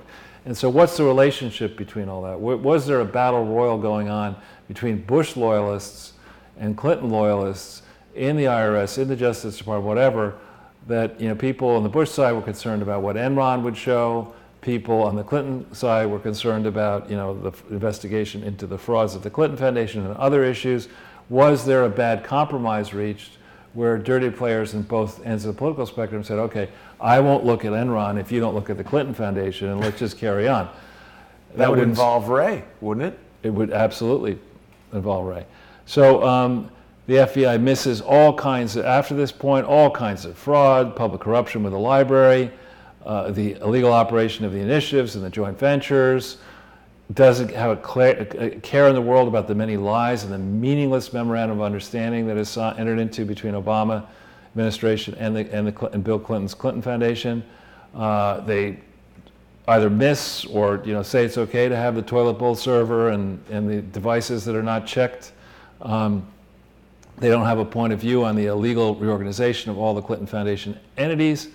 And they don't seem to care very much that Hillary and her team just keep all the presidential records that were in her possession, or her team's possession, from February 1st, 2013 until about December 4th or 5th, 2014. They don't care because Robert Mueller's a patriot. Right. He's a Republican. He's a Marine. He's a decorated person. He wouldn't do anything wrong. Purple Star or whatever. Whatever, yeah. And so he's immediately, there's no leadership gap. He's immediately succeeded on the 4th of September by dopey James Comey, who manages to miss how much money the Clintons are making, had made in speeches, crooked deals, laureate, getting paid $17.6 million. He misses all that because Jim Comey is the king of going from government service to Lockheed Martin to the hedge fund, getting all these high-paying jobs because he's sacrificed so much as a public servant. So he misses all that. He doesn't decide there's anything to do here to go after the Clintons.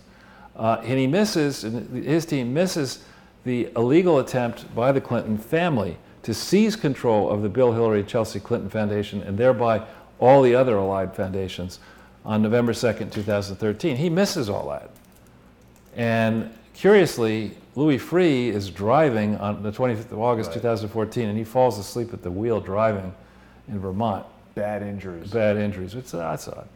So anyway, Dopey James is cashiered on the 9th of May. And between the 9th of May and the 2nd of August 17, Peter Smith's body is found in this hotel room on May 14th, 2017. Again, we're in a period of a leadership gap. We don't have a Senate-confirmed FBI head, and we still haven't had the kind of rigorous investigation into, who were the people with Peter Smith at the time he was found dead. I know there's a reason. He was in serious financial difficulty. Well, we've done a rigorous investigation. Yes, you have. We can't find the answers. Right. But FBI would have more capability than you hope. You, me, and Pepper Stanley. You hope. And so then we have this decision, this curious decision in 17. Now you could understand it in the transition period that maybe Trump would have made some bad appointments because it's his first political job and he's never been through this and it's a big job to fill the White House. But how in the hell, who was pushing Christopher Wray? We know Sessions was still in the AG slot. Rosenstein was still deputy AG at this point in time. And we've talked about Sidney Powell's great book, License to Lie. There was a link to that book there, and if people want to read it and get it, I encourage you to do it. But there's extensive discussion of how Christopher Wray is a black hat. I mean, he's not somebody that I would have picked to be anywhere near the... Lindsey Graham was very weird at the confirmation hearing. It felt like this call and response, like really rehearsed. It felt like I was watching a Broadway play. It didn't seem real. Yeah. So I hope that Christopher Wray is on his way out, actually. Oh, well, Michael Moore reported on More Pain just last week on our show on Patreon, or perhaps it was 2 weeks ago, that Wray is checking out mentally somehow. So we don't know what let's that hope means. he's physically checking. Perhaps. I mean, leaving the FBI. So if we go to the next page, and we've got just a few left. People have contacted me to say, there's this Kamala Harris character, and she's running on the strength of her quote record.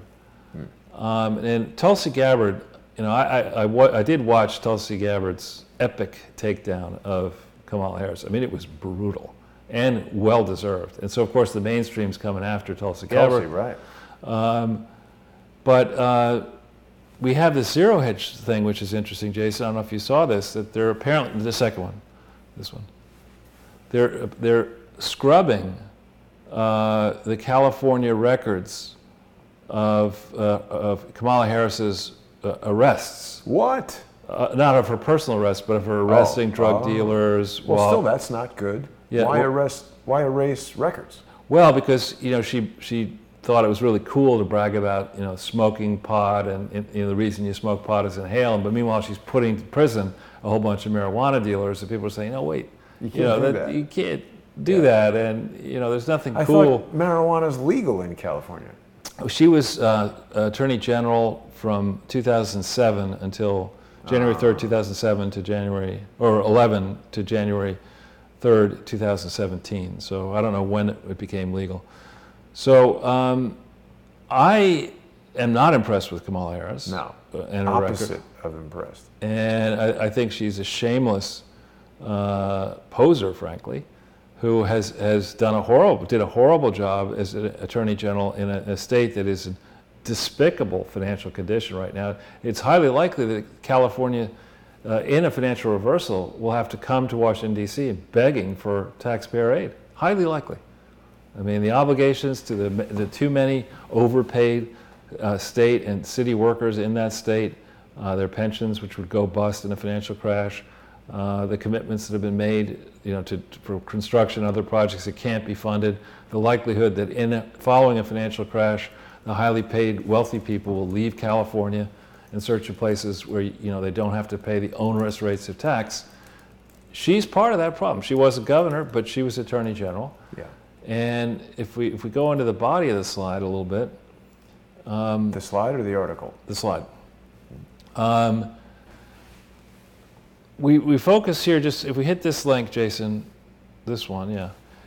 This is a guide to regulations, laws and regulations pertaining to charities in California.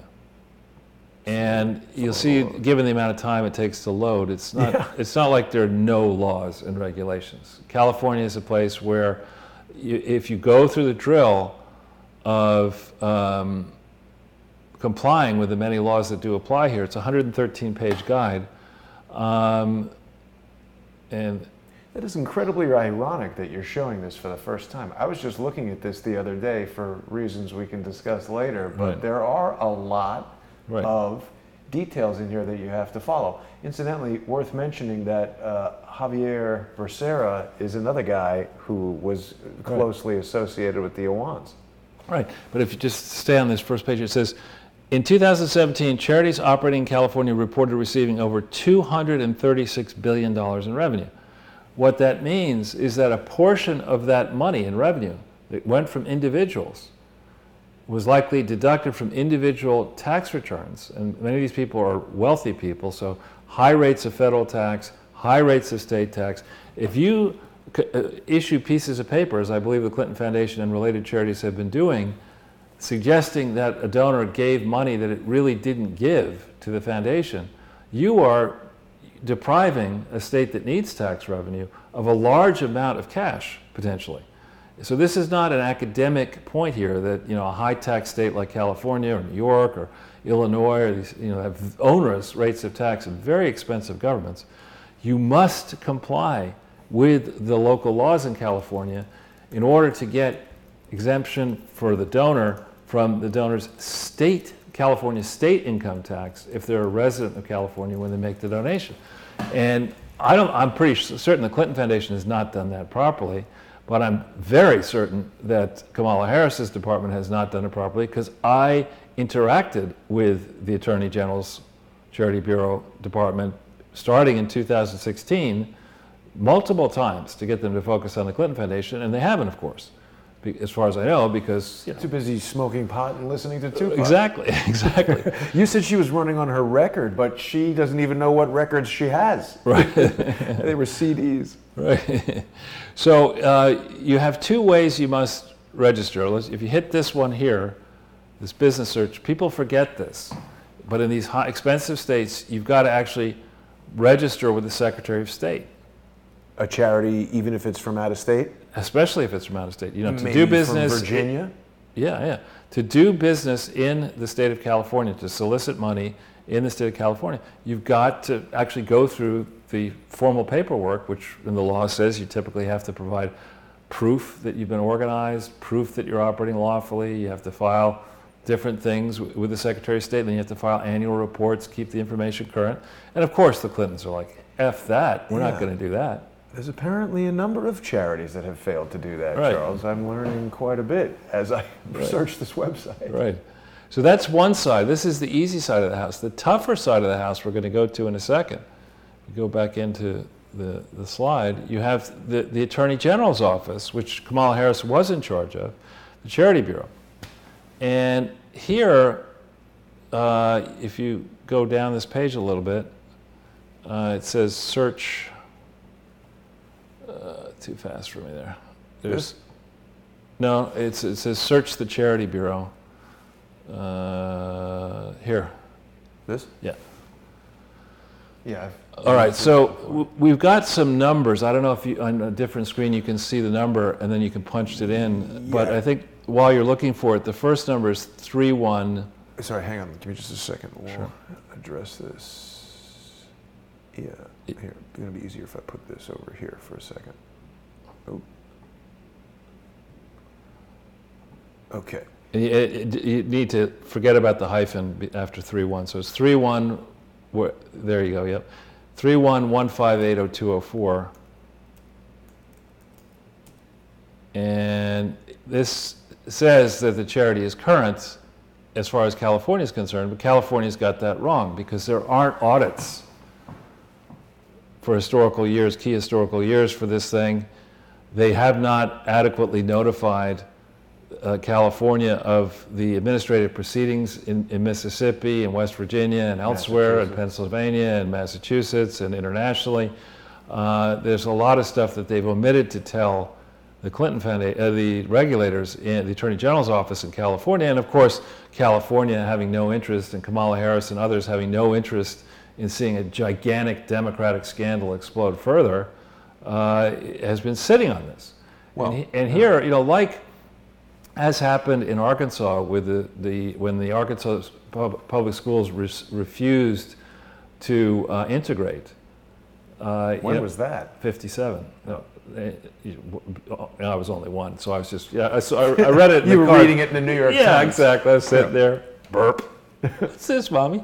But no, the federal government went in, the National Guard went in and said, no, this is national. That's the famous thing where that woman walks in, right. And then in the Forrest Gump movie, he walks in right after. I think I may have the year wrong, but I think Wallace Wallace the governor. Wallace. Or he was against it. No, it was F-A-U-B-U-S, Orville Faubus. I may have the year wrong. Wallace have something to do with it? Well, it's a different state. It's Arkansas. You're thinking about something. You're thinking about Alabama. Ah, yes.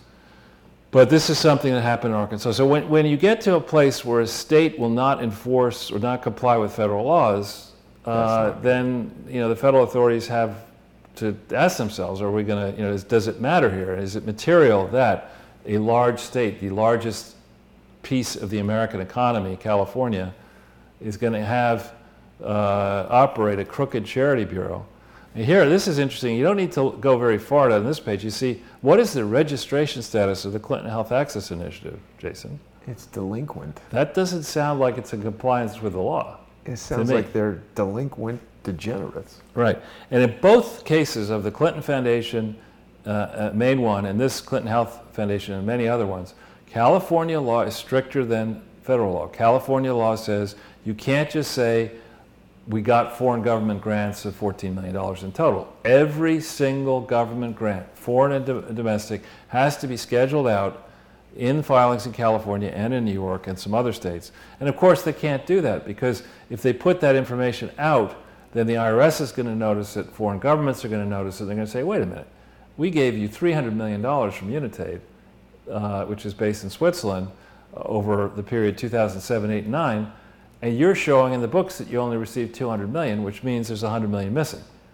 And that's a problem for us as a donor. So the second I understand why the Clinton Foundation would not want to disclose the massive frauds that they've been engaged in, but that doesn't mean they're not required to. Well, it's another one of those, they didn't tell you the truth because they knew it would upset you. Yeah, exactly. Charles, when I lived in California, the tax situation, it's way complicated. There's this franchise tax board. It got me into a whole lot of... I know. It's because they need money. So here, this Alliance for a Healthier Generation, this is a massive fraud that began in 2005 without being authorized, without being, the main Clinton Foundation had no authority to do this kind of stuff. They did it jointly with the American Heart Association, didn't form a legal entity, didn't change any Clinton paperwork, didn't report properly, didn't get audits to explain any of it. Then they lied on their application for federal tax exemption, saying it wasn't a predecessor, they had no predecessor operations. And they clearly have not, the folks in California are like, we got bigger problems with the Clinton Foundation. We can't focus on this little peanut over here, the Alliance for a Healthier Generation. Then we go to the next one. This is, I believe this one is, this is the Epstein Foundation. Wait a minute, but why is it not saying anything? Because they didn't file in California. Huh. So, but how, I don't understand. It's got this one, but why doesn't it say there's no thing? What's this? This is California basically saying, uh-oh. What's the name of that? C-O-Q? C-O-U-Q. I know, but the FEIN is the better thing to put in. the FEIN automatically gets us. Yeah, so they're both doing the same thing. Yeah. So Epstein's foundation, though it was, operating in California, likely soliciting in California, certainly giving money to operations in California, didn't bother to register from 1998 to 2012. And then the final one is, People notice the history of names there that have been searched. The final one here is this is interesting. The Key Worldwide Foundation is the purported foundation that was used as a laundry for powerful people to purchase seats. Whoa, what is this? Subject to cease. That you don't want to see. That's because this is all, this thing is being... It's already been investigated and they've told it to cease and desist. Well, this is this college cheating scandal. Oh, right. So this is what happens when the IRS and the Department of Justice decide to go after you. And we should see these subject to cease and desist order registration status for every single foundation connected to the Clinton Foundation, many others. So California can be dragged kicking and screaming to do the right thing. And they did this. I don't know that they did this under Kamala Harris. I think this came to fruition under Becerra. But I put this together because there's a request that will be, I'll keep the person who asked the question confidential, but they were interested to know how you can find more information about a charity than you can typically find for a corporation. This is just one state. New York has tough laws and a similar portal. You can also, for states that don't have these portals, you can make requests either of the Secretary of State or typically the Consumer Department or the Attorney General state by state, and you can get the filings and the laws that apply in every state. And there isn't a state in the Union where the Clinton Foundation has lawfully complied with its operating and organization requirements. There just isn't. And that's just inside the United States. And if you're not in compliance inside the United States, you're obviously not in compliance outside the United States. Comes a point where the accounting firm, Dopey BKD or whoever else is brought in here, ought to say, you know what, I can't audit. We don't have any generally accepted accounting principles for how to disguise a long-running fraud and criminal conspiracy. There are no set of guidelines that apply to that. Typically, when you see crimes and fraud as an accounting firm, you report them to the authorities. Your duty is to the public. You're called a certified public accountant, not a certified fraud protector. and call in the tiger. Right, get the tiger. Anyway. He'll do it. Yeah. So just two quick slides to finish up on. I thought that it might make sense to, really for my own benefit, to think about the elements in the cruel and crushing long-running conspiracy that is unregulated globalism. As unregulated globalism rose, the private sector workers, people outside government, their fortunes fell. Now, what were the elements that led to that? And the first, the end of the Cold War and its immediate aftermath. You, I guess, were in high school when that happened. College, I think it was 1993, wasn't it? Yeah, I would say 88, but yeah, whatever. But 88. The wall came down. 88. Was it? 88, and then the Soviet Union fell in 92. But that's what I'm thinking of. Perestroika in 1992. Yeah. But in that period, what happened was that all of a sudden, people like to say everything's gradual and incremental. No, all of a sudden, billions of potential people became available to work for multinational corporations.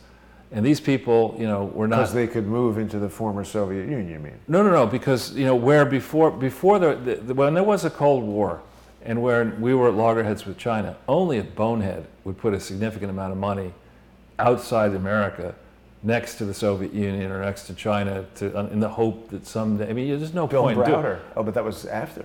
Yeah, but it was just nobody would do it. But the second it became clear that the Soviet Union was not a thing, and the Chinese were all into potentially trying to compete and count. Suddenly you say, well, geez, a whole gigantic new markets opened up. We're not going to take people we're paying 40,000 or 60,000 plus benefits, and move them from Iowa to Shanghai or Iowa to Vietnam. We're going to find ways to hire people, local people, at much less money. And so simply put, the supply of labor became much, much higher. And so all of a sudden, what you would pay workers went way, way down. This is back in 88, 92, before machines came along, before technology got more powerful, where you can suddenly say, forget these humans. They complain, they're late, they're stinky, whatever. We don't want to deal with these humans. AI. They're irascible, they always want to raise. We're just going to use machines now. But this was a sudden and abrupt change, right? And it meant, holy smokes, if you're working for a human being, working for wages, you're in trouble. So to cover off that dread reality, what did our central bankers and government officials say? What we'll do, somebody's got, we've got a cake that's basically consists of, stinky rodent roadkill in the center of the cake. What we'll do is we'll lather it up with icing, right? We'll put all this icing, have people focus on the icing so they have so much icing they can't taste the roadkill. That's basically what they did by dropping benchmark interest rates. You take interest rates, you've got a bond that's paying you $100 a year, and the interest rate is 10%, the bond has a certain value. If the reference interest rate is 1%, suddenly that thing is 10 times as valuable, basically. And that was the impact of dropping interest rates, which really has happened from 82 to the present, August 82 to the present.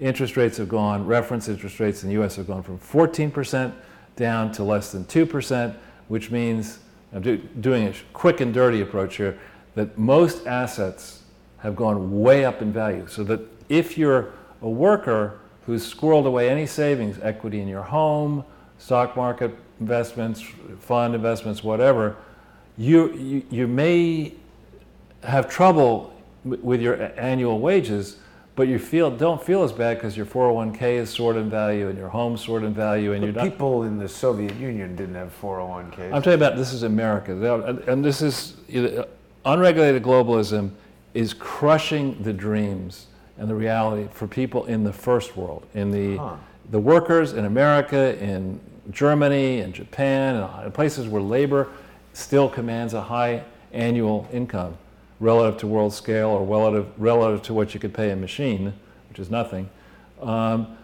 Workers in those countries, we like to think of those countries as, quote, the civilized world. Workers in those countries are seeing their dreams and their futures crushed by this unregulated globalism. But the few plutocrats at the top, Republicans, Democrats, not aligned, they're happy as hell. Yeah. They have the wealth. They have, suddenly with the low interest rate environment, no regulation, no national government's powerful to go up against all this. You create a world where instead of sitting there, you're trying to do with Crowdsource the Truth a different approach. You're putting out videos and products, services and whatever every day. You're not sitting there saying, hey Charles, why don't we do a leverage buyout on Crowdsource the Truth, and then we'll acquire this company and spin this out and do, Yeah. Whereas a lot of the top minds, in quotes, in business, that's all they're doing. They're just slapping together merger, deals. Charles, can't we do that? Yeah, of course. Shell company, reverse merger. Yeah, I left that world a long time ago. I don't know what that is. Yeah, I've heard of it. It's for another time, I'll tell you. Right. So we have, again, the best in the business, or people who are involved in business, instead of inventing a cure for cancer or doing something that could really help a lot of people, they get preoccupied with deal making. And I say that as somebody who spent 21 years deal making. At a different moment in time, I stopped in 2002. But we can get into that another moment. So also in this time frame, technology became so much more powerful. Yeah. And amazingly so. I remember... Changed human life, literally. Whole patterns. I remember starting out, I started on June 9th, 1980 on Wall Street. And I remember that once you left the door of your office, when Work was over. Yeah, it's like no one's going to call you at home. Right. You go back to the office and you do your work, and you may stay messages. You stay there until, and you had actual secretaries, and you'd sit there and you'd dictate to the secretary, and she'd bring you a draft and take it to the, it was a different world. Yeah. And what people don't really want to understand and recognize is, in the glory days when I was working, I literally could have the weekend off. There was no internet in 1989 for me to check. What's the weekend, Charles? Exactly. So you think about, let's say you make $600,000 in a year where you're not working on the weekend. And then, you know, the next year they say, we're going to pay you $600,000, but you got to work 7 days a week, 24 hours a day, and check your emails constantly. I quit. Well, no, you'll still make the 600, but if you could keep it, but it's a lot less per hour. Right. And so it's a very different scenario. And yes, the tools that technology has given us make doing this program easier and communicating with all you, the viewers. We love that. But in terms of, you know, the returns to people making their money from labor, they're going down. And then on top of that, we have, you know, I remember in 1980, government was relatively benign. You had a very big military operation that was keeping us safe from the Soviet Union, the Chinese, et cetera. But you didn't have vast government bureaucracies trying to make sure that we all were equally miserable by, you know, taking more and more of our money to make this set of regulations and that, you know, controlling your pond and controlling this and giving you all these edicts from on high. You didn't have any of that, or as much of that in 1980. Of course, Reagan cut a lot of that out. And what has since emerged is we have these politicians. We have people like AOC, and I will pick on her, who's, you know, has spent more time as a bartender than she spent complying with the laws as a politician, evidently.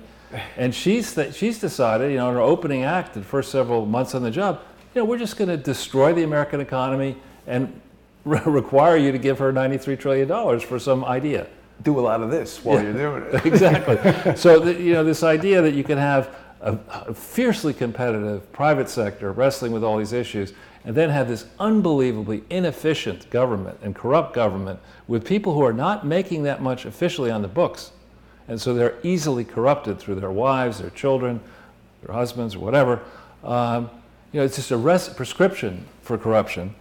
And then, in addition to that, I mean, prior to the end of the Cold War, et cetera, the brand name schools in America and in other countries where there are global brand educating places, they principally catered to their national pools of students.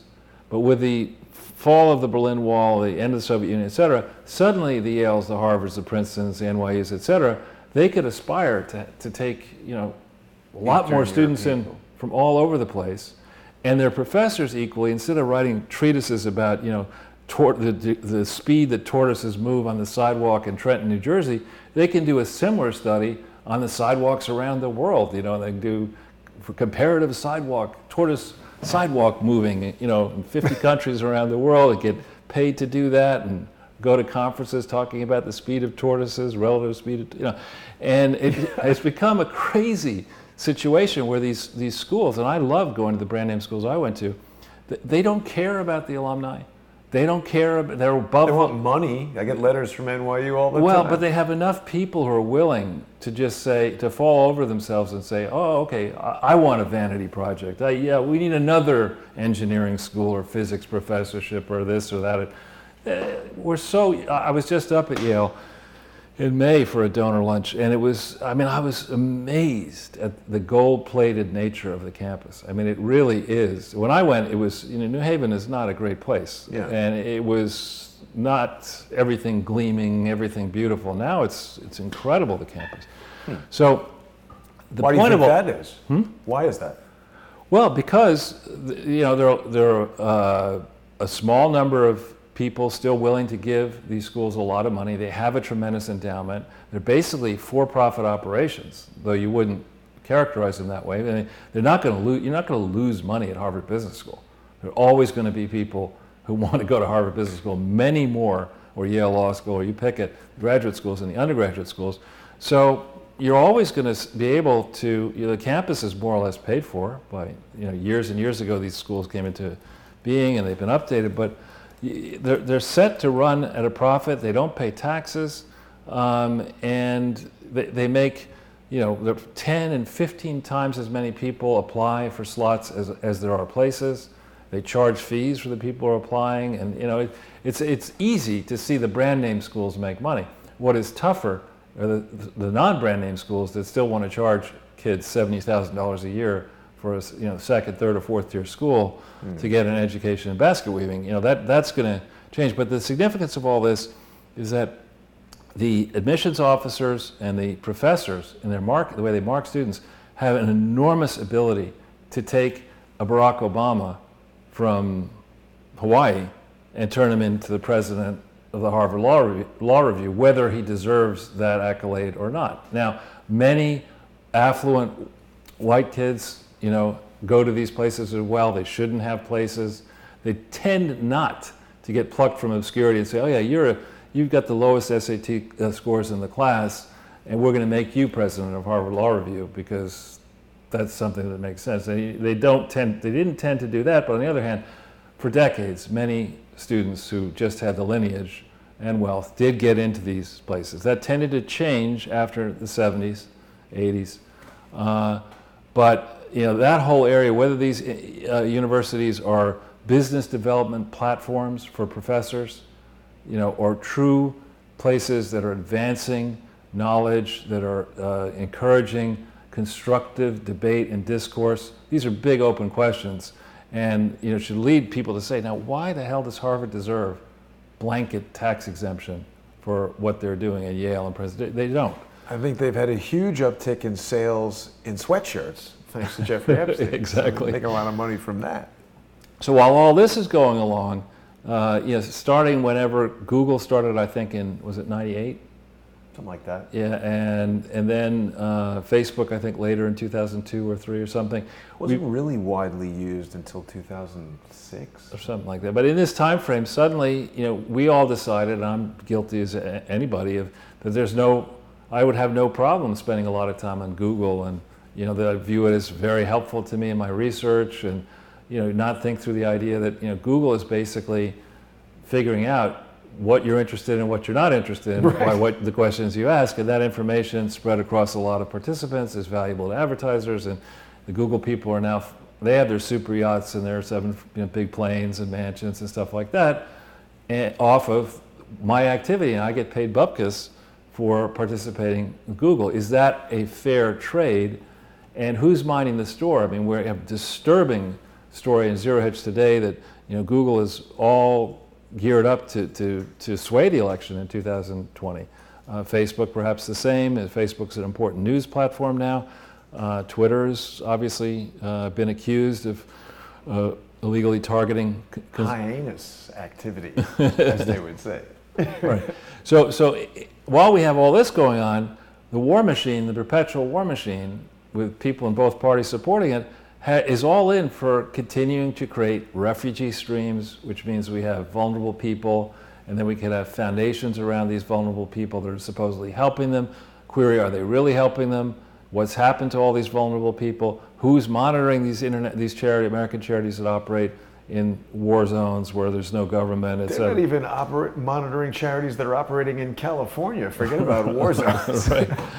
Right. And then we have this this question of abusive behavior, where we have Epstein's, the chief Satanist or whatever he was, organizing bacchanalia around the world. Who knows how many other Epsteins there are?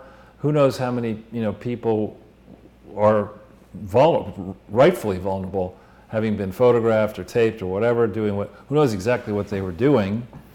And last I heard, blackmail is a pretty serious crime, and if the leading FBI or leading organization supposedly investigating blackmail, is it in a position where people in the FBI are themselves being blackmailed? I think that's racist. They can't possibly or white male or color, non-color binary or whatever it is. Anyway, so then we get into this whole question of rigging and the vulnerability of elections to hacking.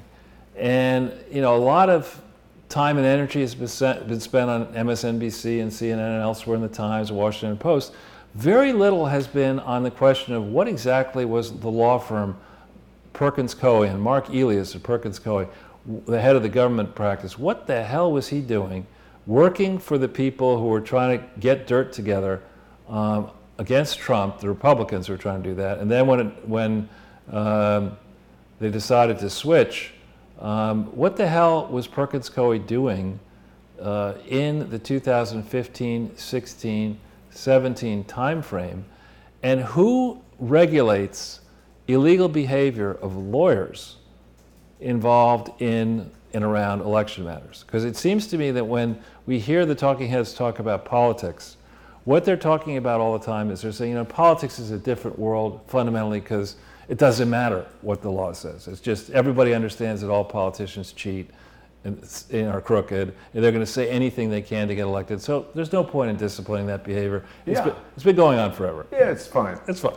Yeah. So, I mean, I think that really has to change now. I mean, it used to be there was some control, and given the amount of power that politicians today have, you know, to decide who to prosecute, who not to prosecute, to steer contracts one way, the amount of power they have in a government that's over $6.5 trillion a year, which is our total government, is scary. And so that brings me to the final point that we have national, you know, an FBI nationally, we have, you know, multiple security agencies nationally, tax authorities nationally. We do not have any entities, perhaps on purpose, likely on purpose, that can deal with multinational complex frauds. And I'm seeing that in the way I interact with people. I mean, you know, people will say to me, well, Charles, if it's so serious, you know, we'd like to do something for you here in France, but if it's so serious, why aren't the Americans doing anything about it? And you go to talk to people who understand America, and they say, well, look, this is a complex international matter. The IRS doesn't have the resources to do this. And it begins more and more, to me, to sound like just total corruption. And, you know, we do need, if we're going to decide that Elizabeth Warren can set up the consumer, whatever, CFPB, Consumer Financial Protection Board, or whatever it was called, to protect consumers in America and create this gigantic bureaucracy to do just that, it would seem to me that we should be able, particularly because it's so important to do it, to set up a real authority that polices any American charity that it decides to solicit it to do international operations. We should have the ability, robust ability, something that Arkansas does not have. With, you know, it's understandable why a small, impoverished state like Arkansas wouldn't have that bureaucracy. The United States federal government must have such bureaucracy. And more to the point, we've got to make an example of people like the Clintons, like the Obamas, like the Bushes, like these powerful former presidents in this country and former prime ministers around the world who've been using these charities as self-enrichment schemes and self-aggrandizement schemes, and also as a means to finance political campaigns in and outside their home countries. So I'm, as people know, writing a book, and I just want to finish on that page, Jason, for a second. And I think in time, people are going to look back at this period, 87 through 2016, as there was a 30 years war from 1618 to 1648. This is the second 30-year war against working people that's happened. And some would say that it was all planned in advance. Others might say, you know, it just came together and happened in this way. But I think it is fair to look at this period as a 30-year war, as a generation. Most people, I don't know the age in your family, but in my family, it's roughly a 30-year age gap between generations going back long periods of time. So that's an entire generation. Yeah.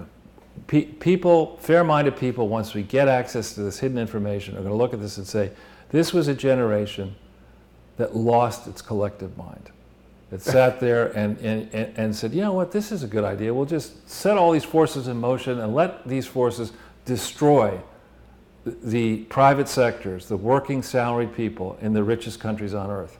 We'll let that happen, because that's the kind of stuff that makes sense. It doesn't make any sense to do this. And it was compounded, I think, the grave crimes that are ongoing and that happened in this period were compounded by the fact that determined fraudsters wormed their way into holding control over the levers of power in the crucial parts of government. Not so much in the companies, although they did that there too, but in state governments, city governments, national governments, in oversight organizations for these various governments. Outright crooks moved their way in. And we allowed, I left out the accounting firms in this, but we allowed the accounting industry to consolidate to a point where these accounting firms specialize in platitudes, in consulting contracts, in charging high fees, but not in actually checking any of the numbers, because that's the kind of stuff that... Martinis at lunch, Charles. And I mean, that's clear when you look through what passes for audits for the Clinton Foundation. So quickly on the final slide, these numbers shocked the hell out of me. So I've been talking about the amounts of money that are spent on aid, ODA, official development assistance, money that's tracked by the OECD, a multilateral government organization. How much money does the US, does the UK, Japan, France, Canada, Norway, and Australia, just to pick a few countries, how much did they spend 2001 to 2016 on foreign aid to poor countries? The United States, if we go to the second column at the bottom, the United States in that 16-year period spent $465 billion on foreign countries. It's real money. That's a lot of money. Now, remember, in 2016 or thereabouts, I think we spent $15.7 billion in Baltimore. So wow. we spend a lot of money at home. What? Rat poison? I don't know. Didn't work. Right, but so we're talking about large amounts of money. $465 billion in the 16-year period was spent by the U.S. $175 billion, I think, is that Japan or UK? Then Japan is 148, France is 154, Canada 63, Norway, a country of I think 6 million people, wow, spent 54 billion. We're by the way, if they're 6. I think I have it right. 250 or something. No, we're 323 wow. million. So Norway punched way above their weight spending money. But query, are there really $1.1 trillion worth of projects in the developing world that made any sense in this time frame? And if there were, and if this money was really spent, how come when you go through the Democratic Republic of the Congo, a very poor country, CIA World Factbook, and you look at the paved roads or the clean water or the electrical output. There's none. There's none. No doctors, a few doctors, you few look hospitals. at them and you're like, where are they? What did we spend all this money on? Was it the study of gender inequality underneath the coconut tree in Democratic Republic of Congo? Let's put McKinsey on that and all these other people on that, write these fancy reports and not go to the country. I think we have to go back. This money has been spent. It's burned. Well, it's out the window. After a 12-month study and millions of dollars spent, they've discovered there are no coconuts in Congo. Right. And who put the lime in the coconut? Who put the lime in the coconut? Right. Right. So it really is. We've had the pinheads, frankly, in the Harvards and the Yales and the politicians, all advocate for this money. Also, more money. We need more money for this and more money for that. We've been running gigantic deficits to fund these projects. We've got other projects. We got obvious problems in Baltimore, to pick on them, but what about Trenton? What about Camden? What about Pittsburgh? What about Harlem? What about, you can go on and on and on. We've been spending in this country $6.5 trillion a year since Obama became president of the United States. That's a hell of a lot of money.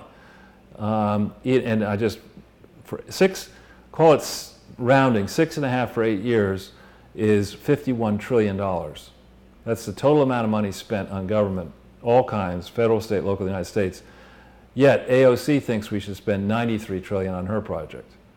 I don't think she thinks. You misspoke there. Right, okay. So with that, we went a little over time, but I want people to have... Is that it for this slide? That's it for the show. Wow. Except we did have one this just in that I think I sent you. Right, we did. Let me grab that quickly here. And as you're doing that, I mean, this money, it comes from somewhere. It's going to come from our kids, our grandkids. We've got to get a control of our spending. And yes, we should be good citizens abroad, but if we're going to help, the people we should help first. Yeah, this is the thing. The people we should help first are the truly disadvantaged people, economically disadvantaged society. Here. Yes, I agree with that completely. We should help those people. And before we bring more destitute people who are having problems in their own countries, what about the people that are struggling for their lives in this country? I suggest that the people who are advocating for this type of thing, that we say, Nancy, all right, the first 1,000 people we're going to bring in under your program are going to go live in your house. Right. Well, I don't know about 1,000, but I mean, no, 1,000 would be a good number. I was actually before I... How big is her house? Well, I was watching a show. I mean, on Sunday there's not that much. I mean, Ancient Aliens doesn't come on till later today, but or Friday, I think. You rush home after this? Oh yeah, I gotta watch that. No, but there was some travel show, which occasionally they're fun to watch, and there was this very nice, I think, half Japanese, half American travel expert in Japan visiting some hot spring hotel, where the whole idea of the hotel is it's communal.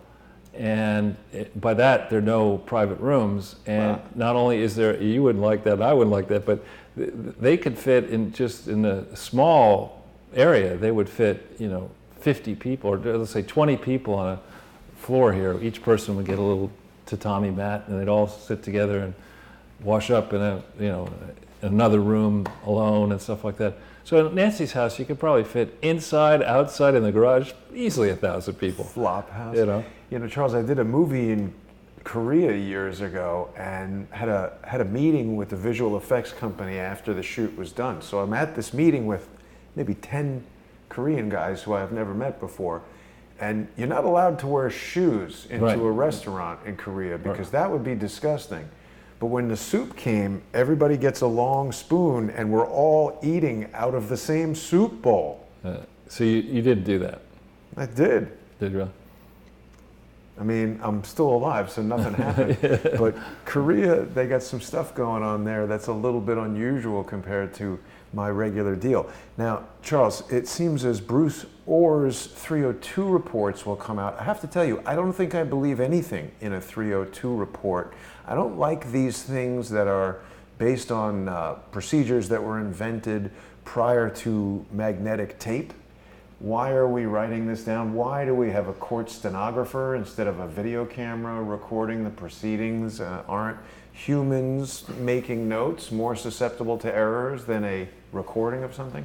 Well, yeah, I put this out, or suggested that we put this out, not necessarily to get into that so much as to say that, finally, after a long period of time, we're going to get more information, and each time we get this information, which has obviously been withheld now for years, frankly, obviously it's not going to be helpful to the Clinton, Comey, Brennan, Obama cabal. And so I can't wait to see it. I can't wait to cross-reference it, consider it against everything else I've been looking at. And I view this as a sign that the Trump administration is positioning the American and international public for the revelations that are shortly going to come out here. And I, as an educated guess, not because I have heard directly from a government or indirectly from a government, but as an educated guess, what the Trump administration is setting us up for, and allies in the Trump administration, in the media, is to consider the dread likelihood that the real foreign enemy in all this was not Russia and it was not China, it was England. Yeah. And people working together with England, going back probably to the Clinton years, if not beforehand, got way too cozy with the people who swan around the Council on Foreign Relations and Wall Street and elsewhere in New York and DC and Hollywood and all that kind of stuff. They got way too cozy with those Brits. And the Brits went to town, elements in the British government went to town, committed crimes, thinking that they were being encouraged to do it by the American government, Big Brother. And it's okay, it's probably not legal in your country, but we'll do it because it's legal in our country. If you say it's okay, Mr. President's team, why don't you sign this little thing over here? So I think we're being set up now to consider the idea that in this latest revolution of technology, over, who knows, 20 or 30 years, our putative, closest ally, Britain, has been all in on a scheme that basically destroyed the private sector, the hopes of wage workers in the US and in the UK, and also may have likely illegally sourced actionable and economically valuable information for the benefit of political donors to the UK government, the US government, and elsewhere. They may have been all in on this. And so I think, it's August, mainstream media takes time off now, things tend to slow down, but I think we're going to expect a very busy period here in August, September, October. Dog days of summer, you might say, Charles. Exactly. Mr. Mueller, do you recognize this guy? Not in my purview. Wasn't he in a movie? This guy? Isn't that Glenn Simpson? No, I know. The movie that he was in is called Caged Heat, too. He's about to go to the clink. Well, Charles, it was another great episode. Want to remind people to sponsor the show. Go to patreon.com/crowdsourcethetruth or subscribestar.com/crowdsourcethetruth and become a sponsor. Sponsors at $10 per month and higher are not only making it possible for the show to carry on, even if you just watch the free shows on Crowdsource the Truth, even if you have no interest in taking advantage of the copious sponsor-only exclusive content on Patreon and Subscribestar, you should still become a sponsor to keep all this stuff going, all the free shows that we have on YouTube and Periscope and Facebook when it's working. It would really be great to see everybody over there. I want to thank all of our generous sponsors, and tomorrow we're going to have Ole Damagard, Light on Conspiracies at 11 a.m. Eastern. Certainly, Ole will be speaking about these two mass shootings that have just occurred. A lot of people have been sending me messages about the conspicuous mention in newspapers and mainstream reporting of large collections of shoes. Another steganographic marker that Ole has identified, similar to this number 33 showing up all over the place. Sorry, Charles, I should have cut back to our impressive graphic for the day, but people can also visit the all-new crowdsourcethetruth.com. You're going to get access to all the sponsorship options. I am currently working on building a new crowdsourcethetruth.com that will hopefully allow even more options for people to access exclusive subscriber-only content. Right now, people know where to get that. Charles, thank you for a great presentation. I'll see everybody tomorrow.